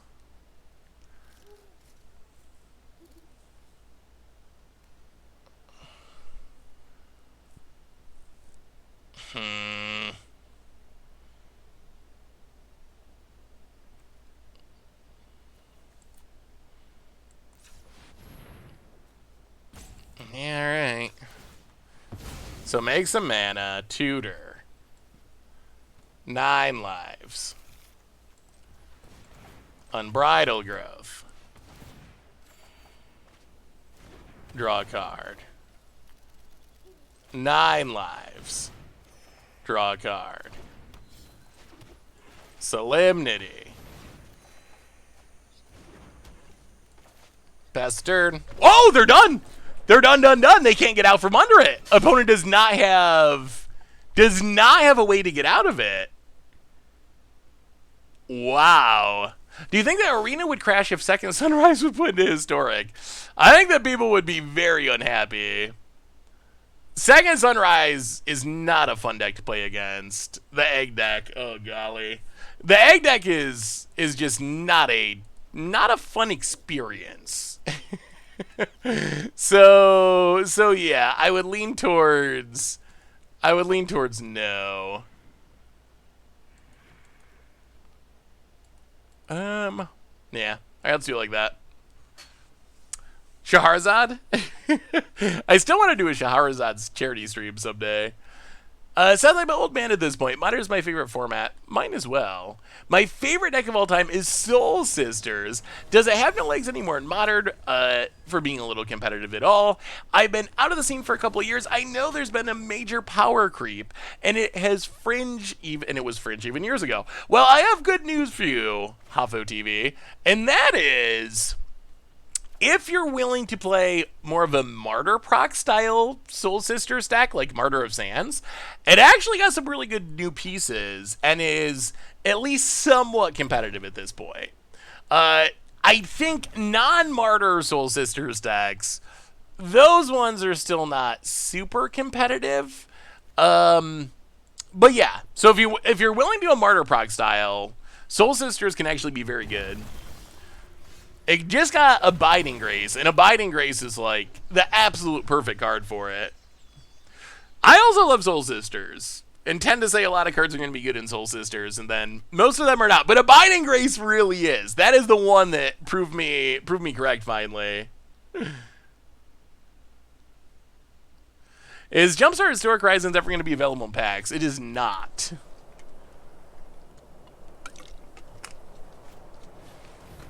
With Jumpstart Historic Horizons... Oh, Pool of Vigorous Growth. Alright. Well, if we can get our mana going, that could be sweet. With Jumpstart Historic Horizons, it is only available through the events. And then wild cards. Soul Sisters is kind of my Nick fit.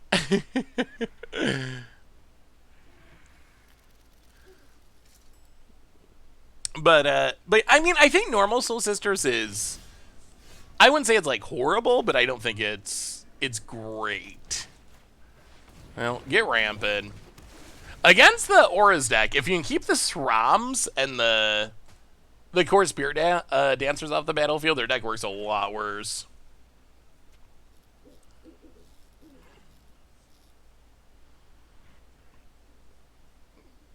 There's also Historic Soul Sisters that is reasonable. Prosperous Innkeeper is kind of a big addition. Not so much for Modern, but for other formats.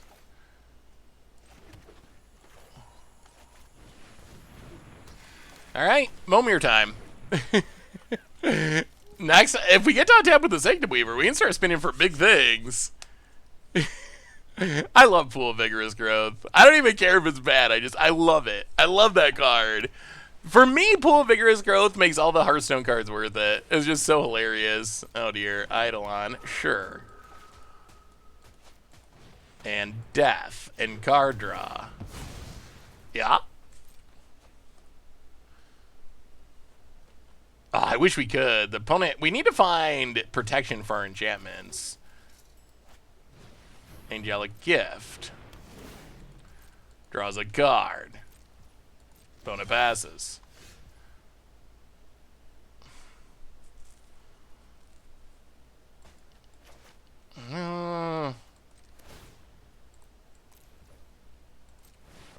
We might regret this, but make a 5. Definitely regret it. Why is this even on Arena? Why? Why? Why, Magic Gods? Is this a card on Arena? Mogus. Yeah, we managed to hit the 5-drop that dies to Mogus's favor and draws our opponent a new hand. That is like the worst. That is like the worst 5-drop possible. Kind of like mind-blowingly bad. Like, I'm amazed that it could actually be that bad.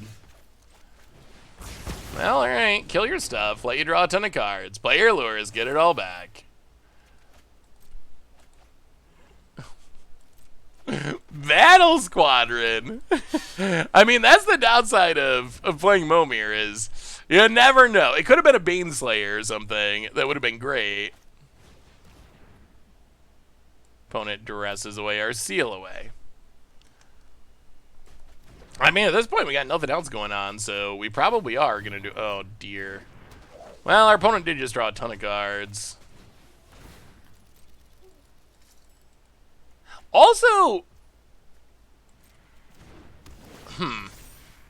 Alright, opponent, Spirit Dancer. Wait, what are we getting put in for now? Quirtap! Welcome to the Fishbowl. Thank you so much for your subscription. Big Zoom cheer for you. Thank you, thank you, thank you. I mean, at least we get to, the thing I love about it is we get to finish our stream with Momir, even as we are playing Constructed. So the tradition remains. I'll make a 6-drop. So the tradition remains.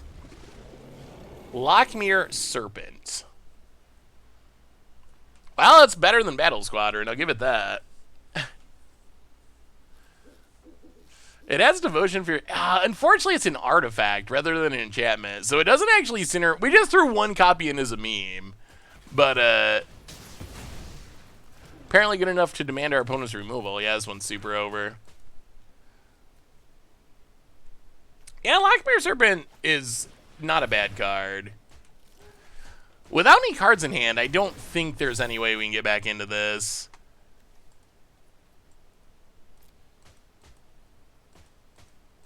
I mean, the bad games with enchantment are the ones where you don't get to have an Enchantress, and this was one of those. Whew. All right, opponent has found many Enchantresses.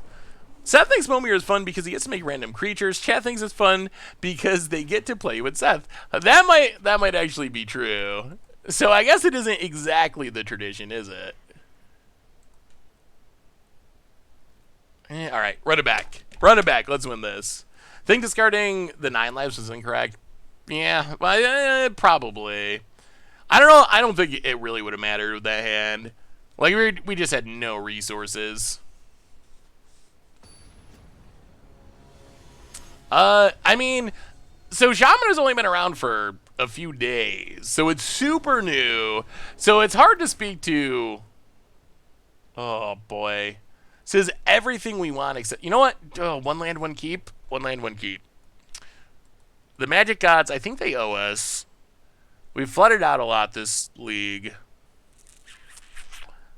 This hand has, like, everything we want, except we only have one land. Yeah. Alright, well, this hand has 2 lands. I'll give it that. Alright. Alright, this hand's functional. I feel like we really want a way to protect our Sethis. That's the most important thing, or one of the most important things. Pool for 0 is bad. We actually learned that in practice. Pool for 0, what you're most likely going to hit is like Stone Coil Serpent or some other X creature that'll immediately die when it hits the battlefield. So we learned that the hard way. That I think the average 0 is literally nothing. But then there's some... Because I thought that at first too. I was like, oh, I'm just going to get an Ornithopter. And I forgot that all those X creatures also exist. I mean, we can't not run it out, even though I am not expecting it to live, and then things go pretty sadly. Are we ever going to see Seth tribal with Sethris, Sethrod, and Rekuseth? I mean, that sounds like a good against odds episode. Opponent duresses us. Okay. So opponent went heavy on the discard. They can't take the Destiny Spinner. Is this Sethris going to live? Hopefully. Seth's rival would be funny. I do like that idea.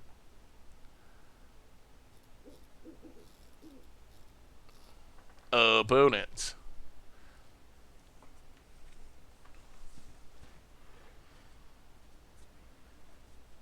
Yeah, you can hit Voracious Hider for 2. There's a bunch of 1 in X creatures. 0 is especially bad, though, just because there's not many creatures. There's not many creatures that are 0 mana. So I think on Arena, it's literally Ornithopter, Stone Coil Serpent, Ugin's Conjurate, maybe? And I feel like there might be one other one that's similar. But basically... Alright, opponent's trying to go off. The battle is on.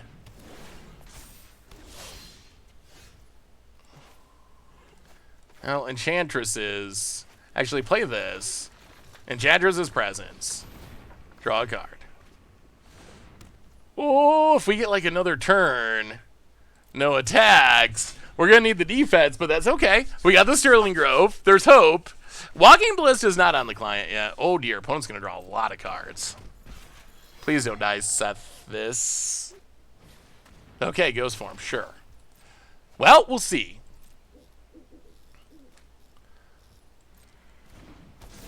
Opponent draws a bunch of cards. Untap land. No. No, no, no. Oh, discard spell 3. Not good. Not good. Not good, not good. Takes a Sterling Grove. What a top deck opponent. It says. Yeah, that is the disaster. If we draw Green Source. Oh, the ultimate betrayal. Alright. We managed to draw a land that doesn't even let us cast Gideon's Intervention. Oh, so brutal. Well, maybe we should have with the amount of... I guess I didn't realize our opponent was boarding into as many discard spells as possible. So, in hindsight, knowing that they're boarding in Duresses to go with Thoughtseizes, Ley Line's probably worth it. Definitely worth it. Opponent smacks us. Drawing that for us was not worth it. Gets a Luris. Would have felt much better if we got down Sterling Grove. Opponent passes. Hey! It's a double white card. Oh, this Mana Screw is so brutal. We're losing to Mana Screw, honestly. I believe we only play 2 forests.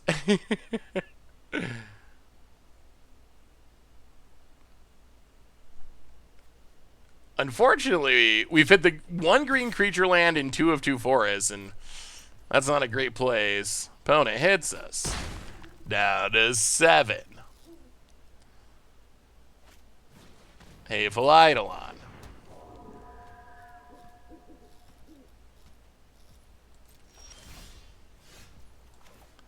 Well, Sanctum Weaver. Draws a couple cards.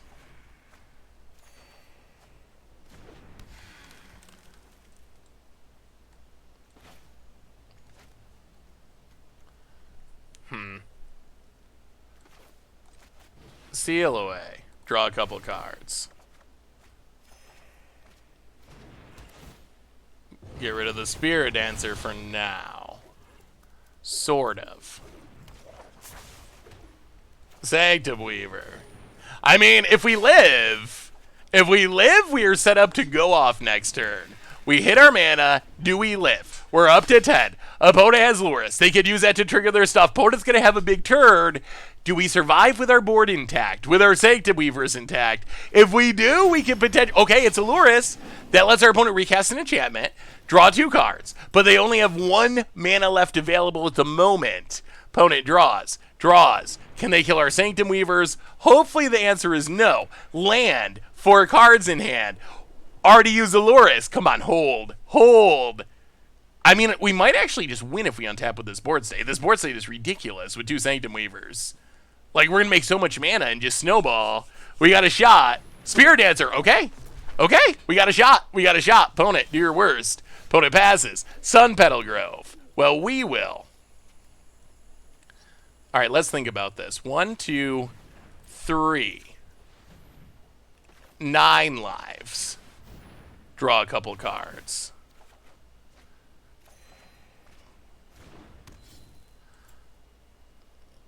Seven mana currently.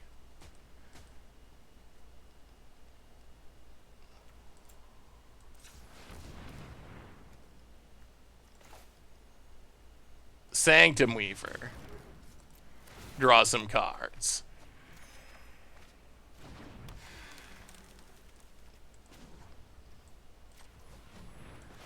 Baffling End.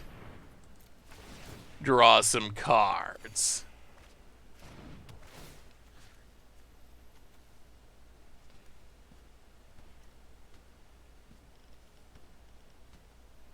Get rid of Spirit Dancer.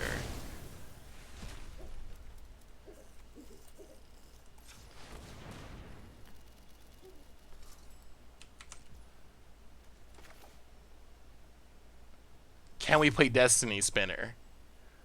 This is making how much mana? 9. So then I'll be making 10. Alright, Destiny Spinner. Draw 2 cards.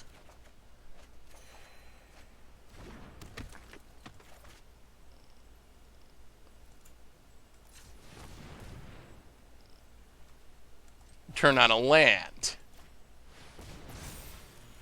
Turn on a land. Turn on a land. Go to combat. Swing. And the comeback. Wow. I thought we were going to go out on a low note with a loss with how slow we started off. That shows how the deck can go from 0 to 60 so quickly. Like, we can go from doing literally nothing to winning the game in basically 2 turns. Like, that was 2 turns from essentially like an empty board mana screw to straight up winning the game. Like, literally winning the game. Oh, deck's so sweet. The deck is so sweet. So, whoo! Well, that's Enchantress. So we've played Enchantress. What else is on your list for future streams? Is there anything else you've really been dying to see from Jumpstart Historic Horizons?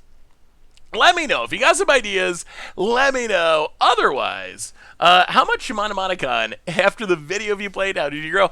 I've moved on to mostly playing other things. I think I'm about 20 matches in. So I played a couple more, but not a ton more. Squirrels, Aristocrats, Chainer. Ooh, Chainer's a good idea. We'll play some more Soul Herder. We played Soul Herder yesterday, but we might have to play some more Soul Herder because it is a really sweet card. It deserves to get a full treatment, but so yeah, we'll be back, I believe, on Thursday. We'll see. There is spoilers starting Thursday. I think that we're good to stream, though. So, probably playing some more Historic then. In the meantime, on the YouTube, there's more Historic tomorrow. Ooh, Yawgmoth Apatra is something I've been working on. Tomorrow, we're checking out Hearthstone card number 1 in Davriel. So, Davriel Against Odds tomorrow on the YouTube. If you missed anything, you can find it on the replay YouTube. And, of course, a shout out to our sponsor tonight, Card KW. If you need some magical cards, like a Rhyme Scale Dragon, a very deceptive Dryad Arbor, maybe some Innistrad Midnight Hunt stuff, you can get them all at cardkingdom.com. Even get a free MTG Goldfish sticker. Let them know you want when they'll hook you up. Most importantly, thank you to all of you. Y'all are amazing and awesome and spectacular, and I always have so much fun hanging out with you and streaming. So I will see you Thursday to have some more fun, to talk new Innistrad stuff, hopefully. Yeah, right at the end, Monster CC. But we'll be back Thursday, don't worry. So until then, everyone, it is a sneaky forest. Until then, hey, what's up, Mindstab? Good to see ya. Sorry that you're coming right at the end. Thanks for hanging out, everyone. Raid in progress. Y'all are amazing. I appreciate y'all. I'll see you on Thursday, and I will talk to you soon.